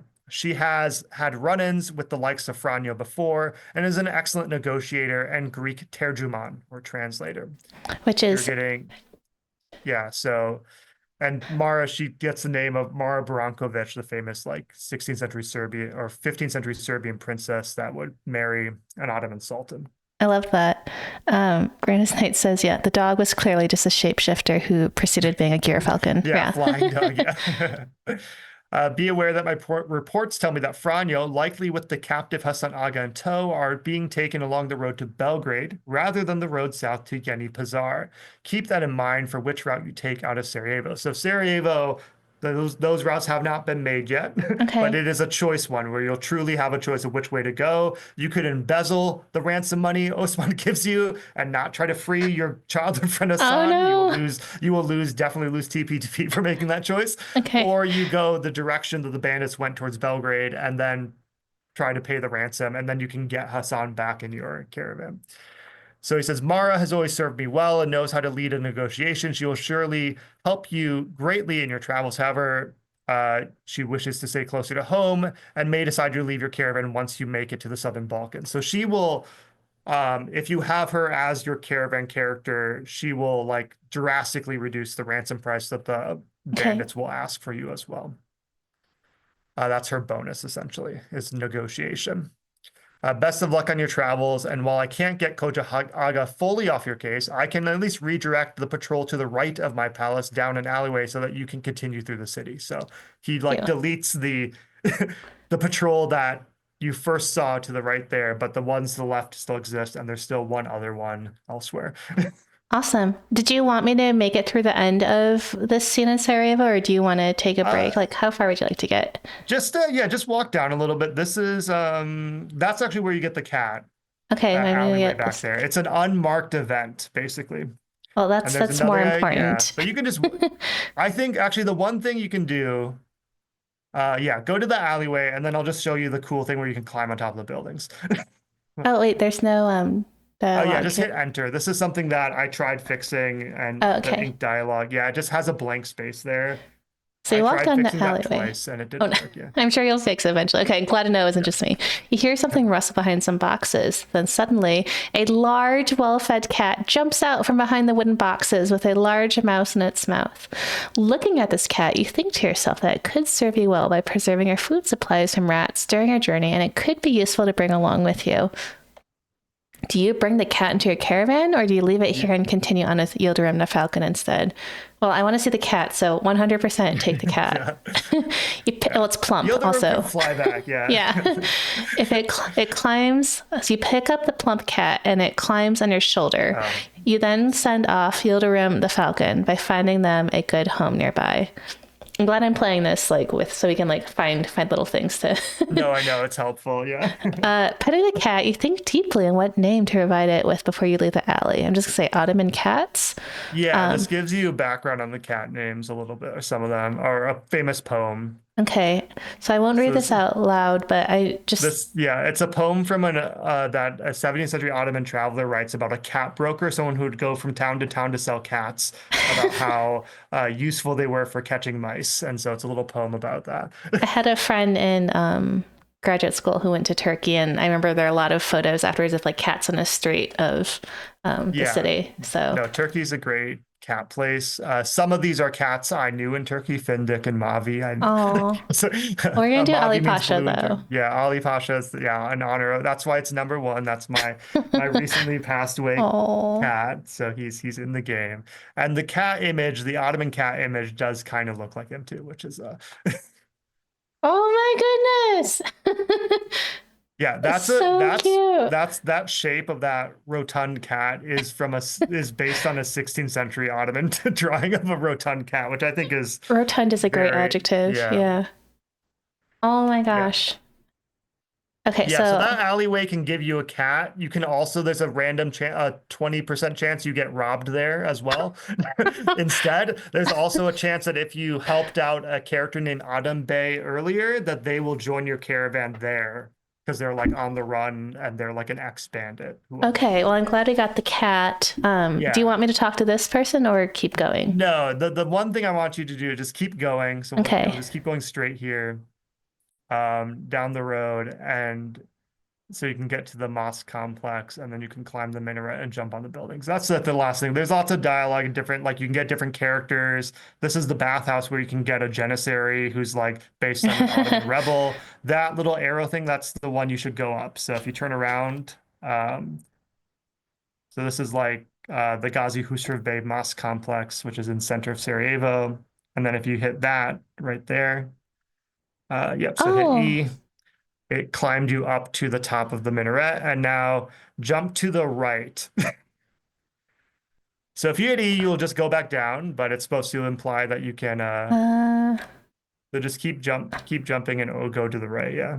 I'm not able to jump off. Oh wait, there we go. Oh, it was I think there's a mysterious barrier in the way. Yeah, I'll make that wall a little bit smaller. Okay.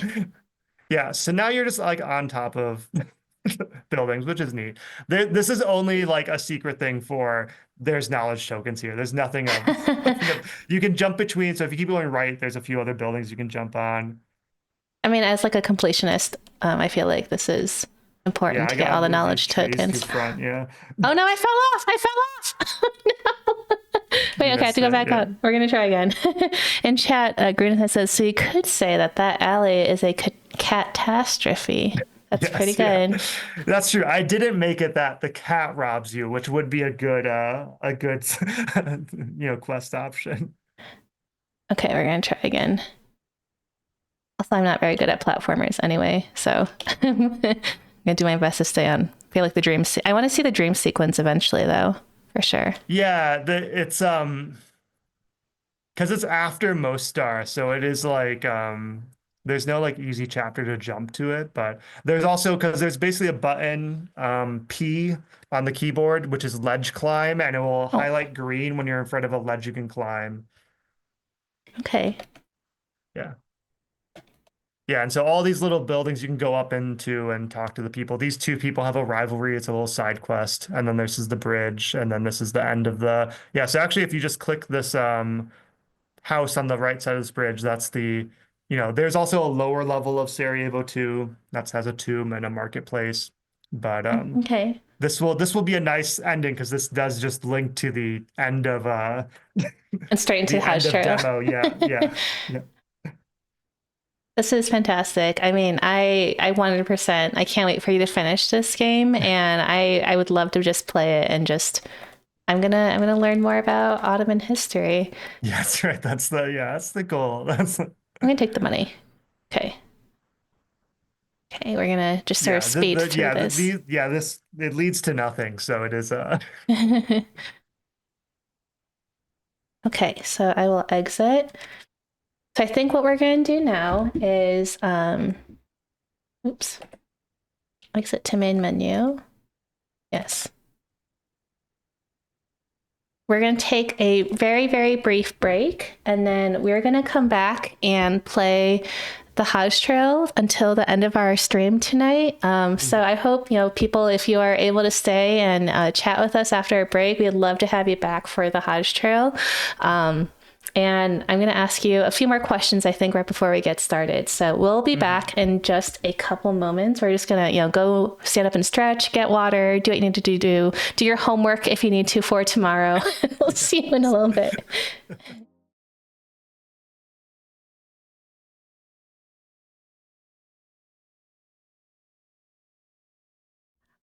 Hi, everyone. We are now back from break. Thank you again to everyone who joined us for the first part of our stream where we played through Seyahat, which is an original game that's created by Tyler Kynn, who is here on stream with us tonight.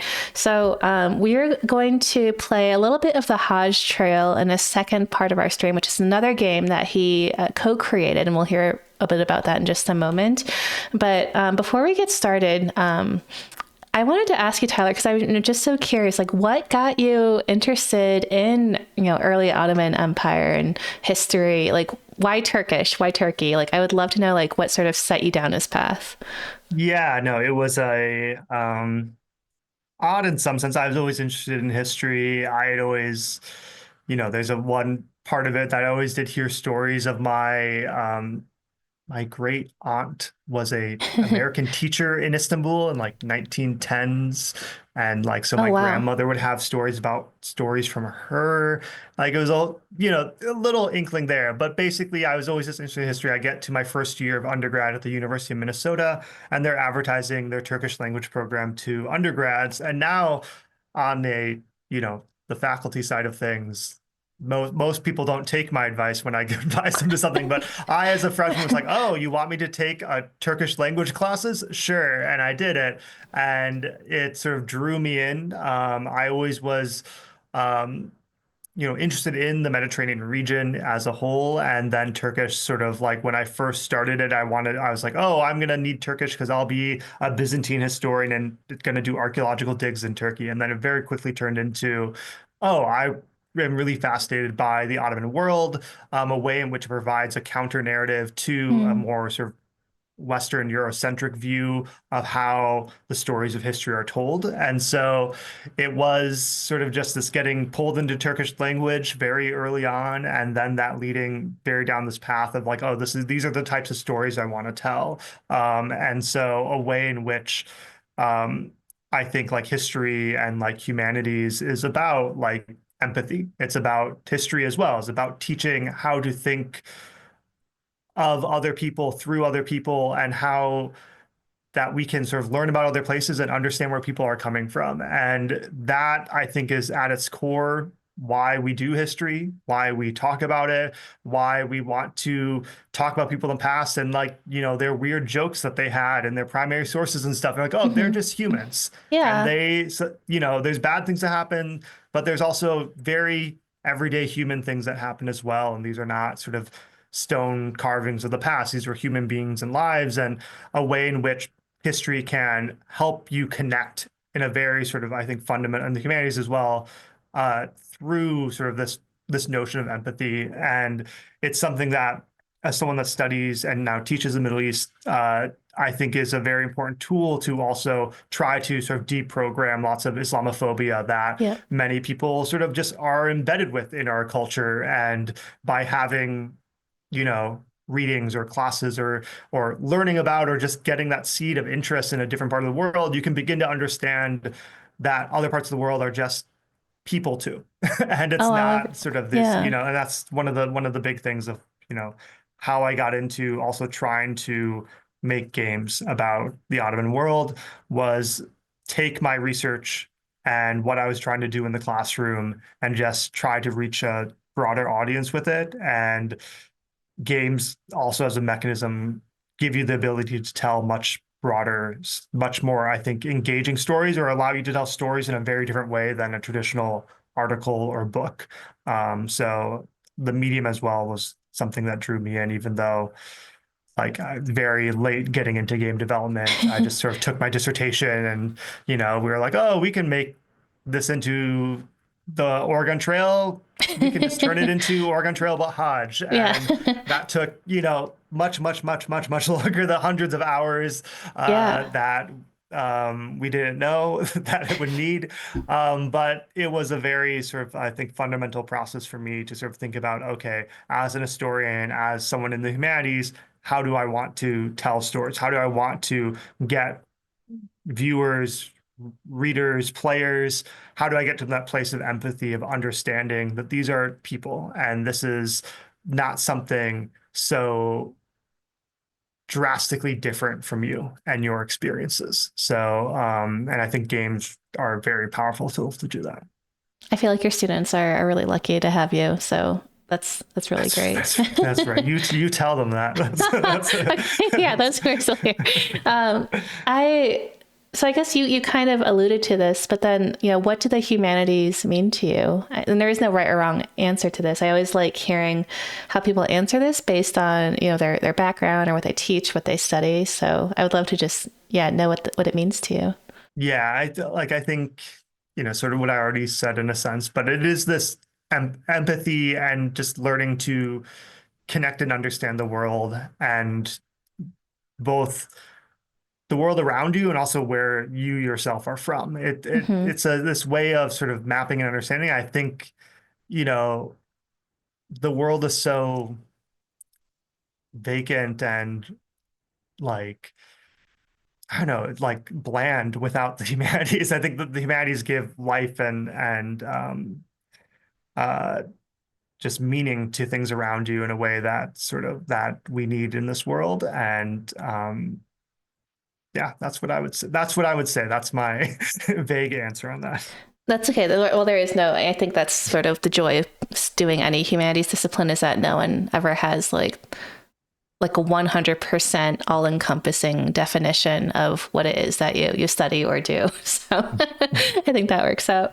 So I'm going to load up the Hodge Trail, which is a browser-based game. So anyone, you can find it online. If you just Google the Hodge Trail, you can play it for yourself. But while I pull this up, could you tell us just a little bit more? And you've talked about this, I guess, just now, but just sort of what prompted you to create the Hodge Trail, and what is it about? Yeah, so the Hodge Trail started my last year of my PhD at Yale University. I was talking to my good friend Russ Gastia, and I was telling him all about the Hodge 8th, 17th century Hodge pilgrimage narratives and everything pilgrims had to go through to try to get to Mecca during the 17th century. And he said, "Oh, that sounds a lot like the Oregon Trail."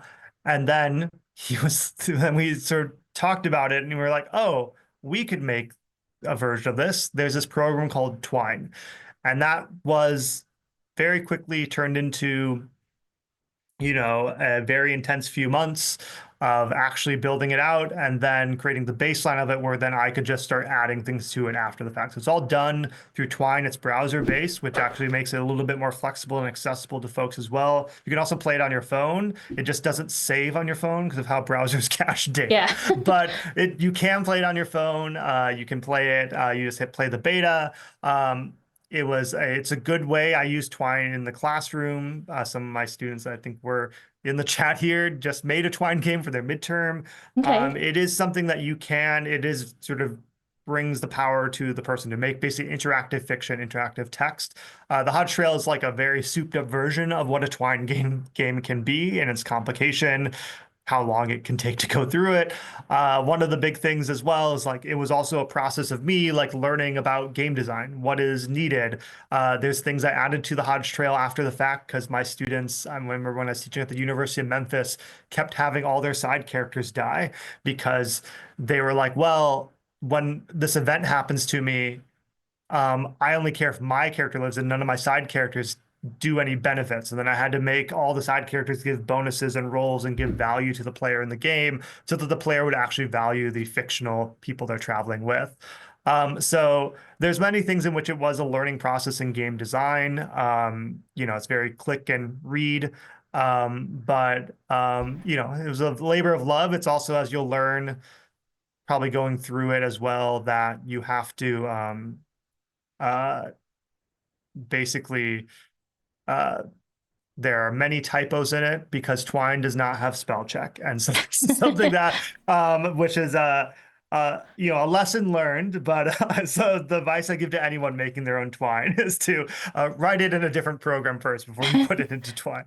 But yeah, you have to click the center of play the beta on that silly HTML button, like on the word Okay. itself. Yeah, We're yeah, gonna do this image. Okay, there we go. It wasn't yeah, loading. yeah, So I think let's play about like let's half an hour or so. We'll see how far yeah. we get. But yeah, I'm super excited. I love I love like these old just like how animals were depicted, in Yes, like early. that's my favorite. So that's an image photo I took in a manuscript in the British Library, little small part of it.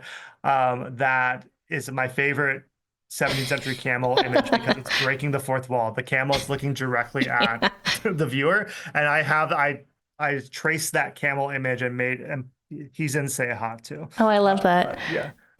In chat, Greenest Knight says Dutch Castaways. That's the topic of the Twine game we focused on, and it helped us retain a lot more info than we would in an essay or a reading response. I love that, and I had mentioned to Tyler previously when we met that I streamed with a professor last year who teaches video games as literature, and for her final, she had all of her students create games using like Twine or RPG Maker, other programs, and then we played through some of them on our stream, and it was just really incredible. So I love that that's an option that you provided to your students. I'm always impressed with students and their Twine games. I think it's a great medium of just having to create a game and dialogue and stuff. It especially even for history, it helps you think through the text and historical peoples, just the options they had, what challenges they face in a very different way than just reading a primary source. Even though Twine itself is just reading, but the making of a Twine game itself can be a very educational process. Was very impressed with everyone's. Yes. I also realized that everyone can see that I have not yet activated Windows, so I apologize if that's there. But eventually, this is not part of the game. This is just like my own screen. It's a screen capture. So, okay, we're at the very beginning. We get to choose what role we're going to be. And again, I love these like old images of a merchant, a janissary, Aga, Sufi. Yep, you can see some of these particular character models. Yep, there's Halime Hatun. These are from the New York Public Library. They're sort of open source collection they have a 18th century costume album basically. So I use those as the tracing lines for different characters in Seyahat. And so you can see a few of them in here. I think I have made the princess one. You just don't run into a princess yet. Okay. Who do you think I should be? Do you have a Well, we should do it as if you're the same character. So I'd say choose princess because at least your character in Seyahat was pretending as such, and then you can add your name. So go up to name because you can customize all these text boxes now. So Safiye, yeah. So we can pretend you're continuing from Sarajevo in a sense. Okay. Yeah. And then you have basically perfect. This is all the setup in Hodge Trail. So it's like your character bio and then your side quests. So everyone gets a different side quest. Every character has a different side quest in Hodge Trail. And these were also all the side quests were added after the fact as well to try to give something else to focus on than just make it to Mecca. you see that in a much more embedded way with the story of following your lost friend in Seyahat. That is a way in which that's a more developed version of what this was just trying to do, of like after seeing playtesting of Hodge Trail being like, oh, there needs to be in sort of game design cycles, there needs to be something more immediate for you to try to accomplish than just getting to the final destination. In chat, Blade says this is a really unique way of experiencing history learning. Yeah, it is. And I'm sorry that I'm not going to probably I think, as you mentioned, Tyler, this is like heavily text based, so I probably won't read Yeah. every single thing in a Yeah. Hodge trail. Especially the lead up things in Hodge Trail, you Yeah, don't need to read. but I feel like, again, this is something that I actually really like browser based text. Like that's just like sort of like a nostalgic thing. I play a lot of different games, but this is like, there's something really nice about this, kind of like the early days of the internet. So I feel like I would definitely, I'm going to play this and I'll take a screenshot of my final score and send it to you. Yeah. Uh, let's just go with Ottoman Princess. I'll do that one. So, we're gonna visit our sister. Yeah. Okay. Yeah, and the side quests were meant to point out like what are the other reasons why historical pilgrims would travel. And so many people historically in pilgrimage accounts, they'll be like, hey, I'm going on Hajj, but my sister, I haven't seen her in 20 years. She lives, in Azerbaijan, and I'm gonna go. This is the 17th century Iranian widow in her account. That's what she does. So she doesn't go a direct route. She uses it to visit family. Other Mm. travelers use it to visit scholarly networks. Other people go for trade reasons. Like there's many reasons Hajj becomes sort of yes, you're eventually going to get to Mecca, but there's many other things because it gives you a reason to travel. It gives you a reason to go on this multi-year journey. And so the side quests are meant to highlight, and same with the side quests that will appear in Seyahat, are meant to highlight those other reasons of why people are moving around. Yes, I they're love going to that. Mecca, but there's other things that make up their lives. Yeah. And like you said, it sort of just paints a more like holistic, like human, like portrait Yeah. of the people who are taking these journeys. Yeah. Where should we start? Sarajevo. Because I want to show like the same place, the same ground we trotted Mm-hmm. in Say Seyahat hi. is in Yeah. text form. So this is, we were just in Sarajevo. This is the summary. So this is the starting point. So it's the same year officially. Mm-hmm. Um, it's all the timing and distance in Hot Trail is based on um, and same in Seyahat, the same timing system is used as well for hours of travel, is based on an 18th century Bosnian itinerary to Mecca. Um, and so and then the year 1671 is in honor to Evliya Çelebi, the Ottoman traveler, whose many of his stories and folk tales are embedded into the stories in the game. So those are the two. That's the year he leaves for the Hajj.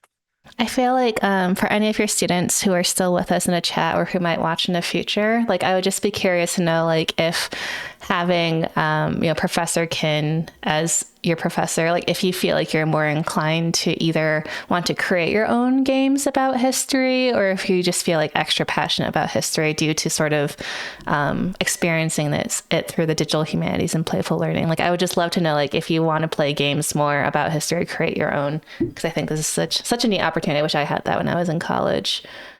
Yeah, and I think the tools like Twine as an open source tool and RPG Maker and other things, there's increasingly more and easier ways for people to make their own games. Like it's not it like and they can be very low like text and image and they can still have value and meaning and Yeah. it doesn't like not everything needs to look like Assassin's Creed that costs millions of dollars. Yeah, when you So don't have millions of dollars. yeah, Yeah, and this works just as well. yeah. So I like these options that we have. I probably won't click on all of them, but Yeah, so these are like the options per town, and then uh-huh. smaller places have less things, but they're supposed to represent like the different social institutions of Ottoman cities. So there's Mm, always a religious site because that's following the Pilgrim's Path, the TPP score in this game. And it's basically marking the sacred geography of the Ottoman world, which is something that many when you read Ottoman pilgrimage account, yes, they're going to Mecca, but they go to like 50 different shrines on the way, and you get a mm-hmm. sense that their imagination of the world, how they viewed it in their mind's eye, was dotted by all these places and many of these small tombs not, on a map anymore that people go to.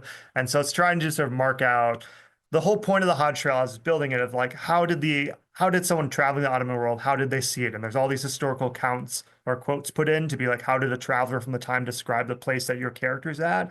And that's what Seyahat tries to do in visual style, to be like, if I were to give someone in the 17th century Ottoman world the Unity game engine and try to depict depict how they would imagine Ottoman spaces, like that's the goal, is try to sort of challenge to immediately challenge the way that you assume the world works. That's the, in all the different things of like what you encounter, because yeah, I think history is always about understanding other people's imaginations of things. And Yeah. imagination not as like a negative term. Everyone has an imagination, but just as that's how people saw the world around them. Hmm. I'm just gonna note we have way more money than when we first started Yes, in the other yes, yeah. game. You have a higher, yeah.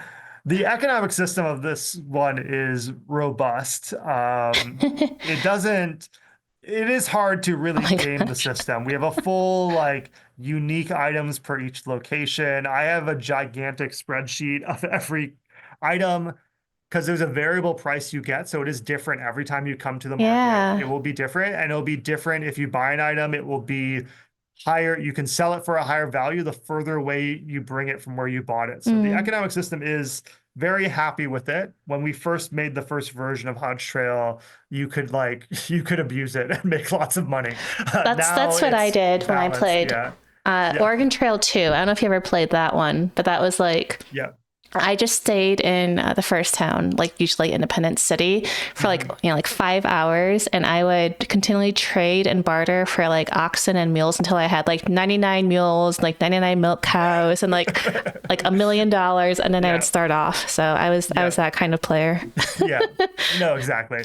So there is some slight variations where that is possible. I know a student in one of my classes speed ran this game and Hmm. and saved himself by heavily investing in pistachios in Syria. And that ended up selling those pistachios for a slight profit when he was on his last leg was actually what got him to the end. So, that there is a slight inefficiency in the pistachio market in the game, I believe. But that's only if you max out on it, I believe. That's really funny. Okay, we're gonna take our water, and then in chat, this is really kind of your students, right? So Blade of Creation said, I'm in Professor Kynn's digital history grad level class. I'm not sure if I'll ever have the tech savvy to fully create a game, but I'm very much invested in digital tools as a means of history education. So I feel like you're very much in the right place. I appreciate you being here in tonight's stream. And if you aren't already following, we are going to be streaming with another historian next week to talk about the Oregon Trail and her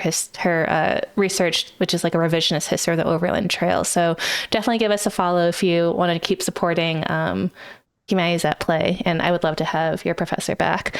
Greenest Knight says, I definitely come away from the games and his class with unique perspectives on the correlating historical topics. I don't necessarily feel passionate enough to make my own game, but it does make me heavily consider pursuing a history-focused career in a game's history. Yeah, it could be one of those like history consultants, which must be like one of Yeah, the coolest jobs.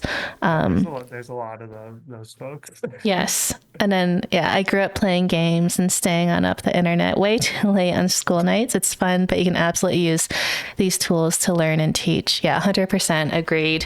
And yeah, that's why I feel like I wanted to do this Twitch stream to sort of highlight humanities, but also why games and other activities like this are useful for playful learning and learning in general. So, okay, where do you think we should go next? Should I go to Han Bulag or Mokra, or should I go somewhere else here? Go to Hanbulag. Okay. Yeah, and we'll just go the slowest route trip. So this is the random events that happen in between each town. Hmm. They're randomized per like your TPP score. If it's higher, Hmm. you get easier ones. And then also specific to the region that you're in. So you'll get different ones in Ottoman Palestine or like Arabia or Syria or Anatolia. So there's like basically 5 different regions with mostly unique items. But yeah, the Stranded Traveler, um, this is about Friar Franjo a little bit. Okay. So there's a little mention. So Uh-huh. before you know that he's a bandit. So Yeah. so I would say continue on your way. Um, Yeah. Yeah, you can link. The nice part about Twine, you can also just put hyperlinks everywhere. So I was able to put Hmm. like my friend Anna, who I did grad school with she now teaches at Pittsburgh. Like she wrote this thing on Friar Franjo, a friar turned bandit in the Balkans who became inspiration for that character. And so it was nice with the Hodge Trail that I could just be like, oh, here, hyperlink to museum collection, hyperlink to Yeah. this cool thing. Because the whole point of any, like, especially the Hodge Trail is like, I just want it to be a seed to spark curiosity. I don't know. I don't care how long you play in it. I don't know, care how long you go in it, as long as there's something you take away from it. And even if it's like off the platform to something else that you're like, oh, this image is cool. Oh, there's a link to the Met's collection on like a cult, like Ottoman, clothing or something like that. That's, the goal is to really just spark interest. Each image as well is like specific as I could find to that location.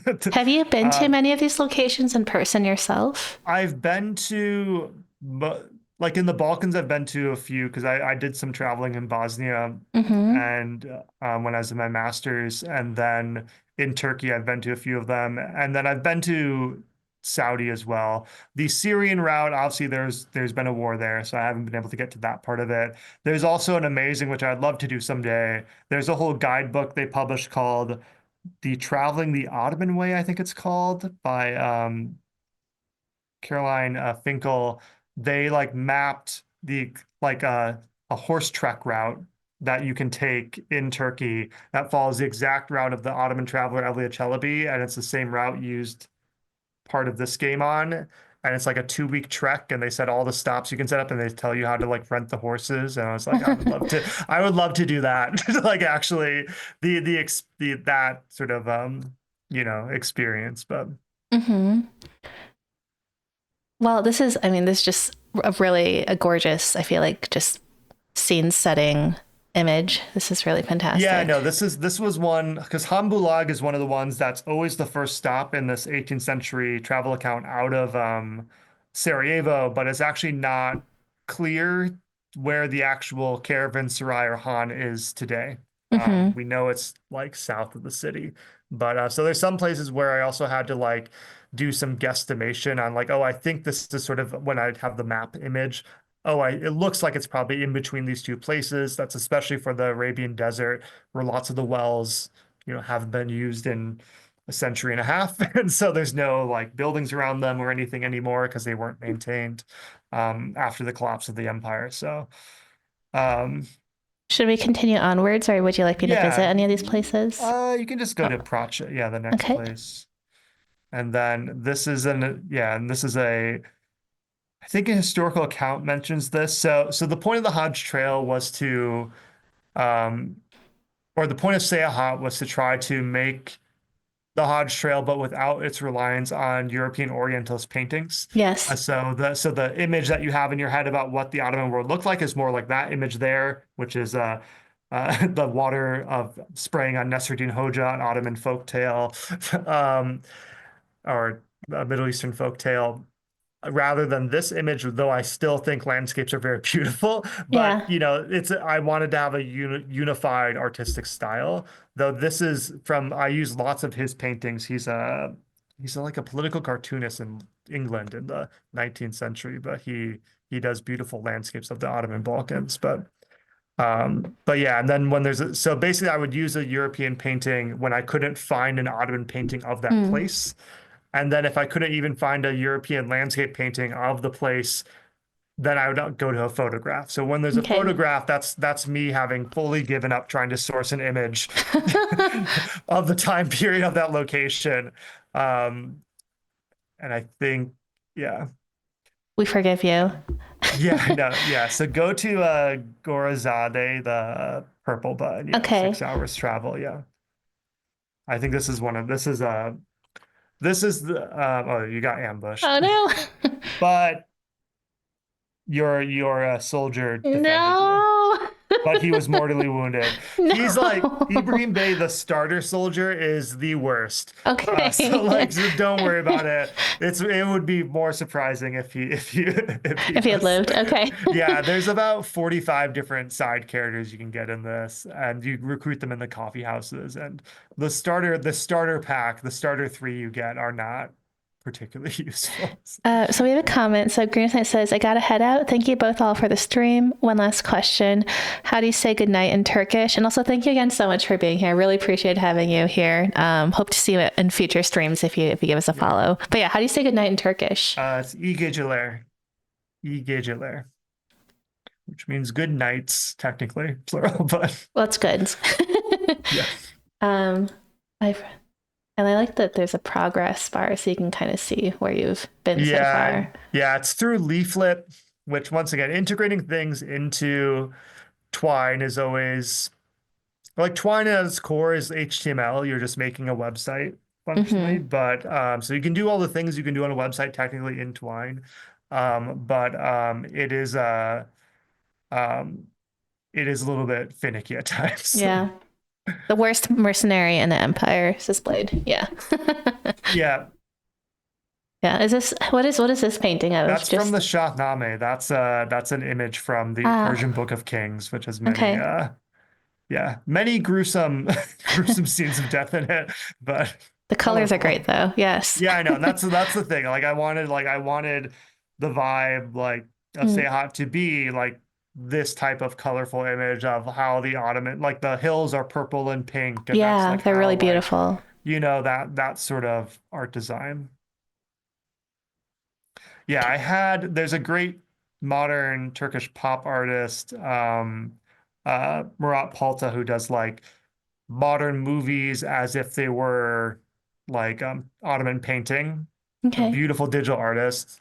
I talked to him briefly that like if we got funding for Seyahat, he would do the artwork for it, and we'd have like an actual professional artist doing it. But funding has not come along for that. So Have you and can you apply for grants through, I'm trying to think, just like brainstorming for you. Well, maybe I'll send you an email after the stream. Yeah, the one we had identified, which I didn't feel that I didn't really have the energy to do it this spring, but I've heard Project for the Publics. They have games specifically through the NEH, but it's a question of funding. Yeah, and it's a lot. It's a lot of. I think the best. I think there might be some funding options in Europe too. I've talked to folks, but basically I spent a year and a half hoping to find funding to get developers to build something. And then I was like, I'll just build it myself and I'll just keep building it. And maybe I'll get funding someday, but at least I'll be happy with what I have for now. Well, I think it's how great the Hodge so Trail far. developed too, was sort of just like kept doing it. This one has a photograph of a bridge because I couldn't actually a photograph of this is actually the worst most anachronistic photo. This is a bridge slightly upriver from Okay. This is this town that is in the Seyahat, and you have to go across the river on a little moving platform that goes up and down in the water. It's very fun on one of the Seyahat levels, but I feel like I always hated having an actual photograph in Hodge Trail, so I was very happy to be able to make this town in Seyahat as one of the in-between towns, but not in a photograph. Early 20th century photograph. Yeah, though very pretty. Yeah. Okay. So I just want to see where we are because again, I'm just curious. Yeah. So it's cutting down south, and then in those colorful mountains to the left of that town is Mostar, where we just started. And then this road in the Hodge Trail will lead you to the coast to Dubrovnik, where we can take a ship at sea through the Adriatic to Crete and other places. Okay. How far do you want to go tonight? We can just get to the coast. We can get to let's do that. That's the Yeah, because I think it was just good I just wanted to show like the same places that are in Seyahat, like Foça. There's the next town, which is also in Seyahat as well. You got the Stranded Traveler event. Yeah. Wait, my TPP went back down. It went up and then I saw it go down. Well, it went down because every time you travel between a place, the number of hours it decays. So yeah, it decays over time. So you gained and lost, but. And go take all the water. Oh wait, no, it's tainted. Never mind. No water. All right, we'll go onwards. Yeah, and Foça, this mosque I have, not the interior, but the outside of it, it's one of the most famous mosques in the Ottoman Balkans, and then was hit during the genocide in Bosnia and Mm. destroyed, and then only recently rebuilt. But Foča was a a very famous sort of like small mountain city in Bosnia, in Ottoman Bosnia. So Okay, let's continue onwards. Oh, we're they stole money they from stole us. a lot of money from you. So this is the thing I tell my students too. This is the trouble, the benefit of the issue with the code in a Yeah. sense that it is easier for me to code them stealing a percentage of your money than it is Uh-huh. for me to have them steal individual items from you. Okay, And so so it is best to diversify your money and invest it in items because then the like bandits will take less pistachios. from you. Yes. The only and that technically makes sense because it does make sense that bandits would more likely want to steal cash rather than a bunch of like pistachios and other things you've purchased. But it also means that if you just travel along with a lot of money, you're likely to have at times 70 to 80% of it stolen by like random encounters. So Oh no. it is very wise to invest in items and then sell the items when you need money. Okay, That's and the Reina Hatun also got hurt. So Yeah, okay, at no, least these bandits really did you really did you Oh in. no. That's all right. It's like when I played the Oregon Trail and I think we Yeah. almost nearly drowned trying to like ford a river. So I Mhm. mean real journeys are fraught with danger and illness and Yes, no, yes. definitely. Well, that is beautiful. So Yeah, no, this is yeah, beautiful drawings by that same artist who did the other one. He did all these sketches, okay, we're gonna which continue proved useful onwards. because it was very hard to source Ottoman images of rural spaces in the Balkans. There's Well, at least my very TPP is few extra high information. now. Yeah, which is good. That makes should make events I hope so. nicer. Though it is artificially quite high. Oh wow, That this popped up Yeah, separately. yeah. So pop-up events are like specific. So it's like an event where it's specific to a certain location. So there's some of them scattered throughout the map essentially that are like location specific things where you have some choice you have to make. And so this is someone oh yeah, this is the Lord of the Tower, which this tower, you have a mission with this exact same tower in Seyahat. Mm, So, and it's all based on a travel account of someone going in the early 19th century through these same mountain ranges, talking about an old tower where the Ottoman governor there for generations has always been kind to mm. travelers, basically. Is Well, the yeah, we got a bottle and coffee beans. That's really Yes, and nice. coffee is, yeah, one of the like, is a high value thing to sell in the Balkans because it comes from Yemen. So it comes from further away. So it's actually, this is one of the rare things where it's giving you an item that you can only normally get like several provinces away. Mm. Oh, I accidentally did leave instead of take. I don't think I can go back. Can I go back? No. Okay, that's all right. We'll get water No, later. no. Yeah, they saw you make the mistake and they said, no, Yes. no more. Yeah. Villagers tell you, yeah, that was also something I added later when my students started spamming Take the water. water wells. And I was like, okay, only one water gathering per location. Okay, we'll continue onwards. Yeah. Another wandering dervish. Oh, now you're maxed out. Yeah, I am max out in piety and luck. Yeah, I think it's what do I call it? It's 85%. So you need the TPP power to be at 85% or above, and it gives you the selection box of all the slightly nicer events. You can still Mm, get a bandit or two, but it's less chance. But okay, below 85%, it's doesn't help at all. rough. Yeah. I mean, I really love that. I know it's just like a static image, but I really do feel like I'm traveling and like seeing more of the land. So this is, I think you did a No, really good exactly. job at Like that. seeing like the landscape, and that's why I like having like some of these. Like it is like to try to like once again build the putting down pieces to have you build an imagination of a space. I think is always is like Mhm. the main thing. I remember this guy. Yes. No, sorry. He found me again. Okay, oh, Yeah. here's a photograph. Yeah, this is like I was like I wanted the actual Ottoman bridge, which that one is in Hot now, but Mhm. there are no old images of it. So it's a very modern photograph, but Okay, I think I want to buy something at the market really quick.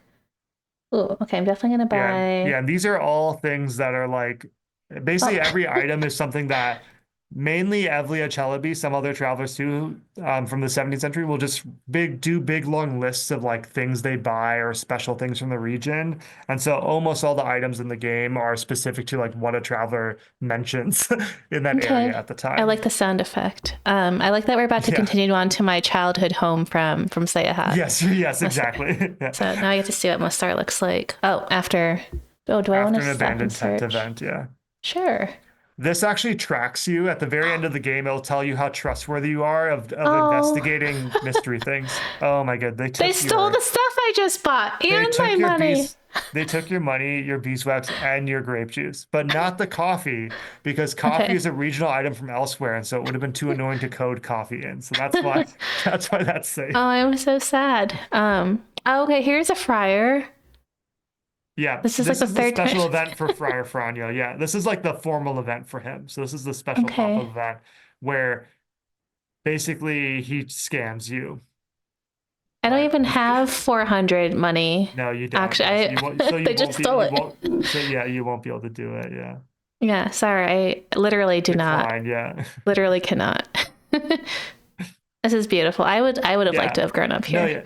yeah, yeah, yeah. And most are yeah. This bridge in actual most I do create. I did that is like each city location. Say I am making a custom, like a specifically custom, like building for each of them. And so Mostar has the bridge specifically like this with the building on the side because that's the main attraction there today. This Okay. famous Ottoman bridge. How do Very you beautiful reduce town. hunger? Do you have to You eat need to something? buy food. Yeah. You just buy Oh, food. Yeah. okay. Oh, until it's still icy. I'm getting poor. It's a little bit And scary. yeah. And so Um, the minute when you like click return to Mostar, the hunger will go all the way down basically because you just need to okay. have any food in your inventory. Okay. Let me see where we are in the map. And then if you so like you can get to Dubrovnik quicker. So you should go to the stables here. Okay. Oh, I was gonna say you could buy uh, because if you buy horses, how speed works in this is that you skip locations. You skip the smaller I places in see. between, but you take more risk of random events, but I you still get don't know places if I have faster. enough money. I don't know how much a horse costs. Would I have been able to buy a I think horse? you could afford it. Okay, that's all So, right. We'll stop by the fortress. yeah. Okay, let's continue onwards. Yeah, and so this is I think the first thing that's modern day, like right on the border of modern day in Croatia now. So you're very close to the coast at this point. This is again one of those So games I really want to take my time with. Like I would go to every single thing in yeah. town. I got stolen, but Tyler, my TPP is so high. I'm Yeah, so sad. so what happens is that you probably had a 5% chance of the bandits again, of the Albanian deserters. And the random number generator hit that 5%. So I like how they keep stealing the grape juice and more beeswax. They came back for more. They They said these really beeswax liked candles and this grape juice was a and it is funny, like at mine, like this is all random. Like Yeah, there's a long list of all the items that they can steal, a random yeah. number they take from it. Like the fact that they even just took beeswax and grape juice again is Yeah, they must have just took a sip and they're like, well, we got to go back for they're for like, more. wow, we had a wonderful candlelit dinner over this grape juice. We need to go get some more. Yeah. She got her other leg got hit by them again. Yeah. Okay, this is Yeah, this so this is is the really town interesting. right before Dubrovnik. And this is where Yeah, lots of the images, because we have Pierre Reese's map. So he's a Ottoman admiral who does this map of the Mediterranean. So any mm, coastal place was very easy to source an Ottoman image from because he's the one that does all the colorful mountains too as well. I love these. Um, Yeah. yeah. Oh, there was an earthquake. Okay, so let's Yeah, continue on. yeah, so you're almost to yeah, I think you have this one stop and then I think one more and then Dubrovnik because Dubrovnik, which today is big tourist town and where they filmed Game of Thrones, Mm, in the late 17th century had just experienced its a giant earthquake that basically drove it into ruin for about 100 years. So okay.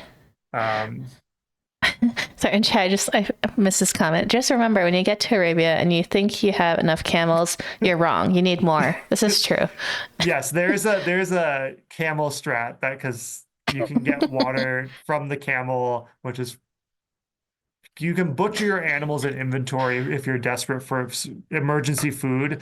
You can butcher the camel in Arabia for emergency food plus water because there's a 18th century pilgrimage account that talks about getting lost in the Sinai and they killed their camels and then they had to squeeze water from Oh, the wow. dung to Yeah. survive. And Wow. so, but that is the backup plan to get because the water decay system goes up much higher in the desert, which is to create this Got moment it. for the player of like the same thing these pilgrimage accounts talk about, where like Yusuf Rumi, who the like route is based on from Bosnia, his like little marginal notes in his itinerary from the 18th century will just be like in the Balkans will just be like, oh, there's like a good inn to stay at here, or oh, you should stay here. And then when he gets to Arabia in the harsh conditions of the desert, every single marginal note is there is no water here. And then it's like 15 more hours of travel, and then he just does another Uh, note, there's no water here. And there's this increasing stress and desperation of like the desert crossing is the most dangerous part of the Hajj pilgrimage, the southern Jordan and into northern Saudi. And so that is the hardest part of the game. And many students and players get lulled into a sense of like, oh, I've been able to travel to here. And then you hit the desert and there's no place to resupply. yes. And Yes. but it's meant to be hard because that's how you learn the lesson is by failing. Yeah. But it is because if it was easy, then you wouldn't think it was an issue. But Right. Yeah. it You is want to. something yeah, it is something. There's different strategies of the camel strat of loading up on camels to try to make it through. The main thing is you can get someone in your caravan in Damascus who um, gives you a water porter and he gets you water. Okay. That's the real way to make it. I can't wait But to play this on my own. I just want to see, like, yeah, yeah, if I can make it or not. And yeah, Blade yeah, said they died of thirst the first yeah. three times they played. It's So, like in my classes, it's about an 80% attrition rate, okay. which I do put plenty of warnings in the Twine text, so I do also blame it on, not my fault if you did. You told I try them. to warn you in the text, particularly through Syria. I'd be like, hey, I always put someone saying, hey, the desert's coming up. Yeah. But Need more yes, no, it water. is. I do keep the attrition rate of the water higher because that is the learning, that is the functional game mechanic. The water and quality of water is the core thing the game tries to teach you about the like lived experience and And I'm stuff. glad, yeah, that you don't grade your students on whether or not they make it to Mecca. That's No, very kind of no, I don't. Yeah, you. yeah, yeah. I uh, do not. Yeah, let's continue onwards. So, too much water. yeah. If you have other animals, you can carry more as well. Mm. But yeah. So he's a court record. So like in Mostar in Seyahat, you actually get to like listen to a court case, and then the judge asks you for a decision, and it rewards you if you paid attention. There's the other scene in Mostar as well. I built in is a coffee house where you listen to a folk tale, and then someone comes in at the end and says, "Hey, what happened in this part of the folk tale?" And if you get it wrong, if you get it right, you get like you get some extra money or something. So Okay. I built in ways to be like in Hodge Trail, it's like, here's a wall of text of like an Ottoman court record. And then in Seyahat, it's sort of like, yes, there's lots of text because it's dialogue, but there's a game mechanic of you listen to this and you have to then answer a question immediately Mm. afterwards. You're maybe will be more incentivized to try to read it more closely. So there's different things I changed, but that's one of the big comparisons I felt in like changing game design from text wall to dialogue is Hmm. specifically things like this that it's just like, oh, here's a court case. I mean, I really do appreciate that we played Say a Hot, I guess, right before this, so we can just see sort of how things have evolved. Yeah, And yeah, I'm just so impressed. All right, we made it. Oh wait, no, we did not. Wait, there's an earthquake. yeah, the earthquake event. Well, it's not event. You're there after the Oh, earthquake, but okay. this is Ah, like why nothing's really available here as much, he's asking which for is 150 though. We only have 267. yeah, like if you pay it, I believe you like open up the market. You can then use the market in Dubrovnik. Okay. If not, which is also my favorite Ottoman Ottoman city name because Dubrovnik was a tributary state to the Ottoman Empire.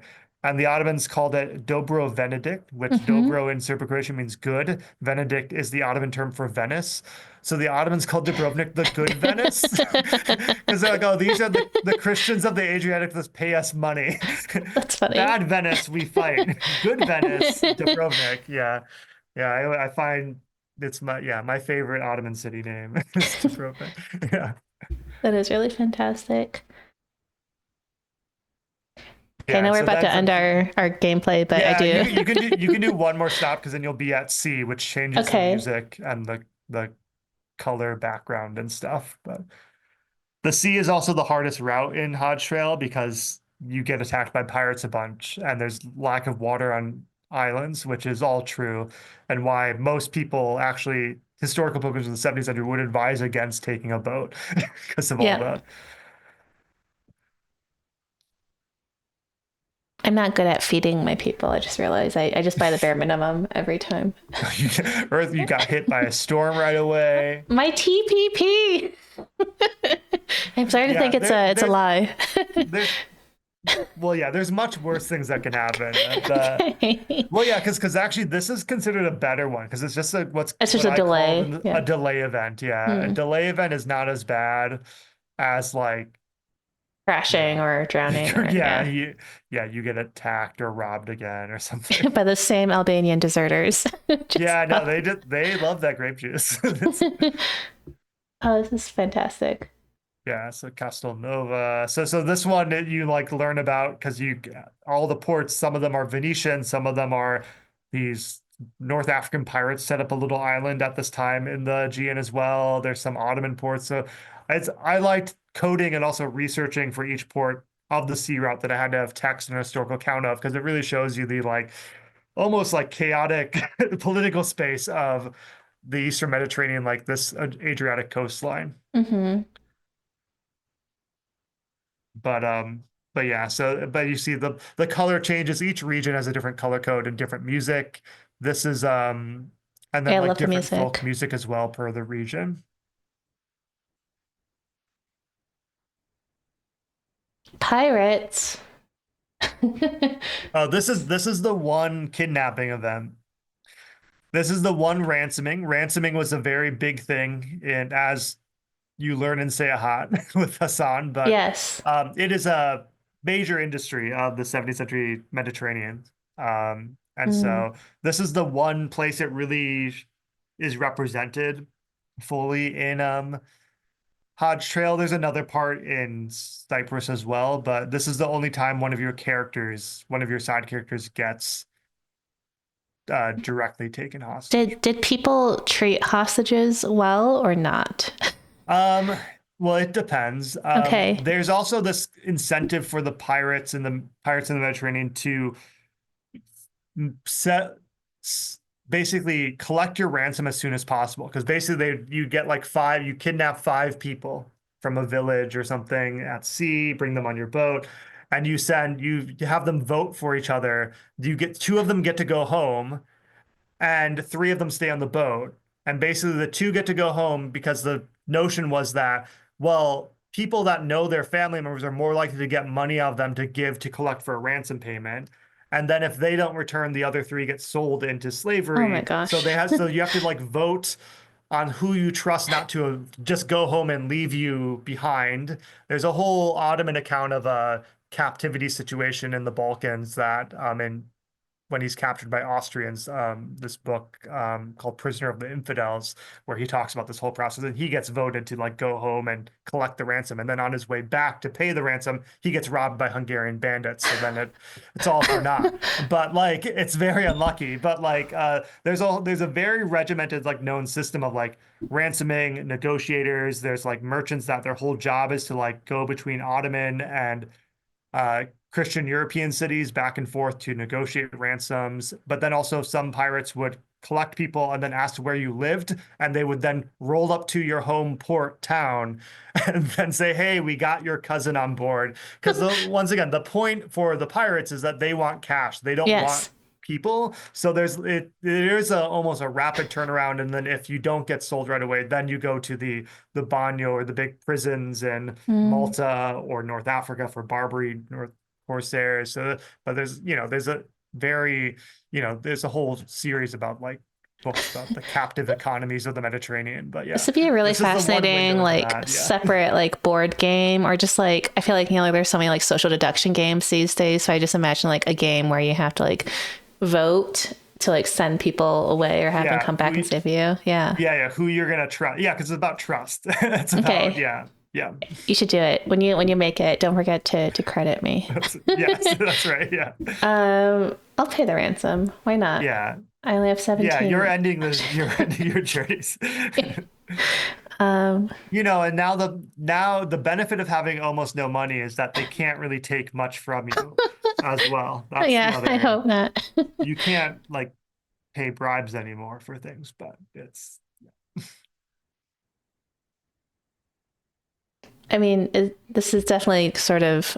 I like when there's like tension in games and you really feel like an urgency to act or not act because like you yeah. said, if you didn't have these events, someone could just click through and like speed run and like not feel any connection. And I feel like by making these choices, you feel like you kind of really understand. You're putting yourself in these people's shoes. Yeah, no, there's a way in which like just by like with any like twine game, like just the sheer fact of just having choices, even if those choices don't really matter that much, gives you Hmm. just a sense of investment. Like I think like there's a way in which like you could make like a twine game or interactive narrative very simply that could feel much more you could feel much more connected to than like some open world games because they're just Mm. focused on creating the space. And yes, you're making choices as a player to go through that open world, but just having like a direct like go left, go right, click this button does have impact and you know feel you Yeah. have some sort of agency. I love these colorful mountains. That's why. Yeah. No, I love the gold in the mountains. Like I want to Yeah. paint colorful mountains behind me now in my Yeah. wall. Yeah. No, this is for like say a hot for when I was doing the artwork, I used like this specific collection of mountains and like to get the exact pigment color for some things.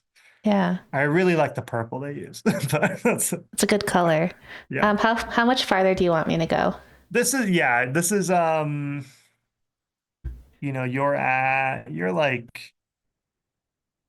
getting down there, but you're not you honestly might perish. It's So okay. I got lost. yeah, I don't know if it's gonna go so great. So, It says uh, I was very generous. Oh, I'm so sad. It was really funny. yeah, Okay, it's delayed some more. It's okay. I This is very normal. yeah, yeah. You got to Corfu, which is also letters because you don't have money to pay. Because basically, you need money to go the sea route. You need to have a bunch of money because you need to be able to pay for letters of safe conduct to go into ports to trade and get water and all these things. And since you have no money and you already have no food, um, and you Yeah. cannot purchase it. Yeah. So rather than dying at sea, I would suggest you click resign because then it Oh gives you because no. the resign button it gives you the ending screen, but it's like you decided to settle here. It's not death, which is a Okay. little bit better than you died at sea. So yeah. Well, you know what? I would love to spend the rest of my life on an island. So this is just fine. A Yeah. small fishing village on an island. Okay, let's find out. Yeah, the road ahead was definitely too difficult. We found many friends, saw countless wonders. We decided to remain in Corfu, prepare ourselves for a long journey home. We recall the following famous saying of the Persian poet Sadi: "On the boundless sea are benefits galore, but for security, it's best to stay ashore." Are there plans to update this in the future? Because this say beta, but is it going to be sort of in beta for Uh, the forever? it's gonna be beta forever for the time Okay. being. Like in theory, Sayahad is technically the sequel to it, but Hmm. but there was hope as well to get like funding to do um like when this was first came out in beta, the plan was okay, we want see if we could get funding so we could like do a Mughal route, a North Mm. African route, a Safed route, and then one my co-creator Russ Gassier had a kid, other things in his life couldn't contribute to the project anymore. And then through that whole process started thinking, oh, well, what do I want to do? And sort of like the vision I've always wanted was say a hot and to tell the story of Hodge Trail Mm. through a different visual medium. So that became sort of the functional sequel. Originally, what I called the working title was Hodge Trail 2, the funded version, but Say a Hot became Hodge Trail 2, the still yet unfunded version, but I've learned more things. And so there will be, there's still that same goal in mind. And I'm not like against like if there's folks of the project that wanted to like add those more other sort of basic Twine features to Hodge Trail, because I think the one benefit, especially for digital tools, is because Twine and Hodge Trail just on a website. It actually has a longer like it's just HTML code. There's Yeah. nothing that's gonna there's no it's not like when all the Flash engines died and everyone's digital projects died everywhere across academia. And like so many other digital projects or like apps, especially require constant funding afterwards to Yeah. maintain and keep them up. This can just live as long as we just pay the like 1 cent for the Amazon, like the The website, hosting. Yeah. the hosting. And so there is definitely a possibility that I could go back and update it, but it's just sort of becomes this thing where it's like if I'm going to go back into it, I have to like I have so many plans of what I want to redo. It becomes something that I've decided to like, oh, I'll just build it from scratch in a different version and say a hot, but eventually build in all these other routes that that Hodge Trail has. But yeah, it's it's been a fantastic like teaching tool, and also is a great like tool as well, like developing it for historical research as well. Like it helped me, when I was doing my dissertation work and reading historical pilgrimage narratives, it's everything is sort of like you're going through the primary source and you're like, oh, what did they say about Aleppo, Damascus, like the Mm-hmm. big cities of the Islamic world? And when you read the itinerary and know that, well, they spent the majority of their time not in these big places. They may even write the most about Damascus, Aleppo, Istanbul, and stuff like this, these big places, but the majority of the time they spent were in these small places in between, the small caravanserai, this this a village on the side of the road. There's some places that don't even, like in Anatolia, don't even exist anymore because the caravan routes left with the railway, and then those communities, which were shaped by these international travelers passing through, disappeared. And so it gave me a new sense of trying to understand how people experience rural space in the pre-modern world. And Mm. that was only through the process of having to create content, Yep. because when you play the Hodge Trail, if I don't put anything there, there's a blank spot. And you, as a historian, when you're writing, you can skip things. You can skip. You're like, oh, we don't have enough about that. But it forced me to dig in and find primary sources and find things about how did people describe these small places, not the big cities. And that, is something that we'll be going into like my second like traditional academic book project, which will be like looking at social history and court records of one of these small villages that's along the Hodge Road and how it was shaped by this global movement of people Mm. through its community, through their community. So like there's a way in which also just like game making, I think is like can also be a valuable tool for just like thinking and like Yeah, learning. definitely. Yeah. So I'm that's gonna my I'm gonna spiel on stop that. sharing this for now, but I would just love to sort of as we come to the end of our stream together, and I feel like I would have loved to just we could have easily played this for like the next like 3 or 4 hours. But yeah, what are some like I don't know, like projects or like fun things you have on the horizon? Like you mentioned your book, but are there any like research projects or things that you're working on that you're excited about in addition to Say a Yes. Hot? Yeah, like say a hot because it's early access and free, like, and it will always be free even when it's done. It's just a free game, but whenever I finish a new chapter in it, I just release it online. So it is just constantly being updated. There'll be those chapter select things. So even if you've played a previous part, you could like jump ahead and try a different part as well.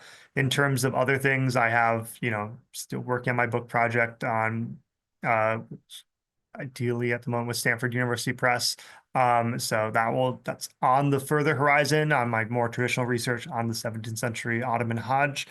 I have like a book chapter coming out this month on Oh, it's exciting. Ottoman Jerusalem in the 17th century and Indian pilgrims that lived there.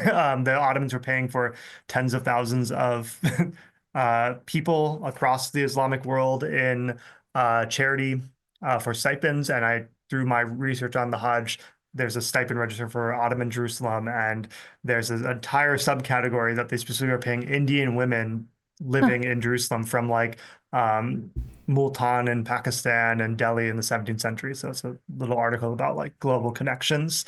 And then I also have an article about in the International Journal of Islamic Architecture. I forget their full title. That's coming out in, I think June is the publication date, but it's about game design and making the Hajj Trail and like the design process around it and imagining the space. And so there's like some like more formal academic talking work about the stuff that is coming up soon. That's fantastic. I mean, I would love to have you back on in the future. Whether it's to continue on with Seyahat, like when you've gotten further on with it, or, even like Pentiment, as some, people mentioned in the Yeah. chat. I think Yeah, it I would just love be, Pentiment. I would just love to about, the work that you do. And just, it's been such a pleasure chatting with you, and welcome in, Cypher. No worries that you, you missed this. So I always like to end our streams by just, again, thank you so much, Tyler, for sharing your 2 games with us. And as a reminder, those are both free. You can find Seyahat on Steam. Go ahead and download it. Again, I think it's just through the second or third. It's just through the second scene, right? No, third one through Sarajevo. Yeah, technically the 6th actual 6. scene in the game now. Yeah. Okay, so Yeah, still but it's in the third. development. Yeah, but it's about probably if you played on your own, it'd probably be what when it was just Mozart, it was like a 30-minute playthrough. I think Yeah, it's about 45 to 50 minutes now as a playthrough for it. And and some of the then story arcs now that you get to Serio do have some conclusions. So there is like a little mini arc to it. Yeah. And then, of course, in addition to Seyahat, go and play the Hajj Trail. I'm going to find a time at some point. I'm just going to play it and then see if I can make it through the desert. Even even though I know the secret strategy, I'm going to see if I can do it a different way. We'll find Yeah. out. Find another, exploit the pistachio Yeah. inefficiencies in the pistachio market. Yeah. Yes. I love that so much. So yeah, go ahead and check out both those games if you can. I can't wait to see what's up next. For next week on Wednesday, I believe it's March 19th, 6 p.m. Pacific, we're going to have our next Humanities at Play stream, and it's with historian Sarah Kais, who's at University of Nevada, Reno. And last year, actually it was about a year and a half ago, we played through the Oregon Trail remake, just a little bit part of it. And we're going to start in a different location this time, but she writes a revisionist history of the Overland Trail in her book, American Burial Ground. So it'll just be nice to catch up with her and tune in with another historian. So definitely hang out with us if you're free then. But otherwise, we have a lot of events on our website at nevadahumanities.org. I'm going to put that in the chat. But yeah, recording will be up on Twitch for about a week, and then it'll go on YouTube. So I'll share that with you when it's ready, Tyler, in case you want to have this as a record. Yeah. But yeah, I had so much fun, and I am so impressed by like your work and your passion for not just this material, but also teaching people about it, and also taking the time to learn how to create it like in game form. Like I'm inspired. Like I want to make my own game now. I've been thinking about like more analog forms like board games, but I would love to think about like a digital version in the future. Yeah, Right. no, thanks for having me on. This was great. Yeah. I'm glad. And thanks for staying up late, spending your spring break with us. That's right. Yeah. All right. We'll see you all next time. Take care. Bye. Yeah.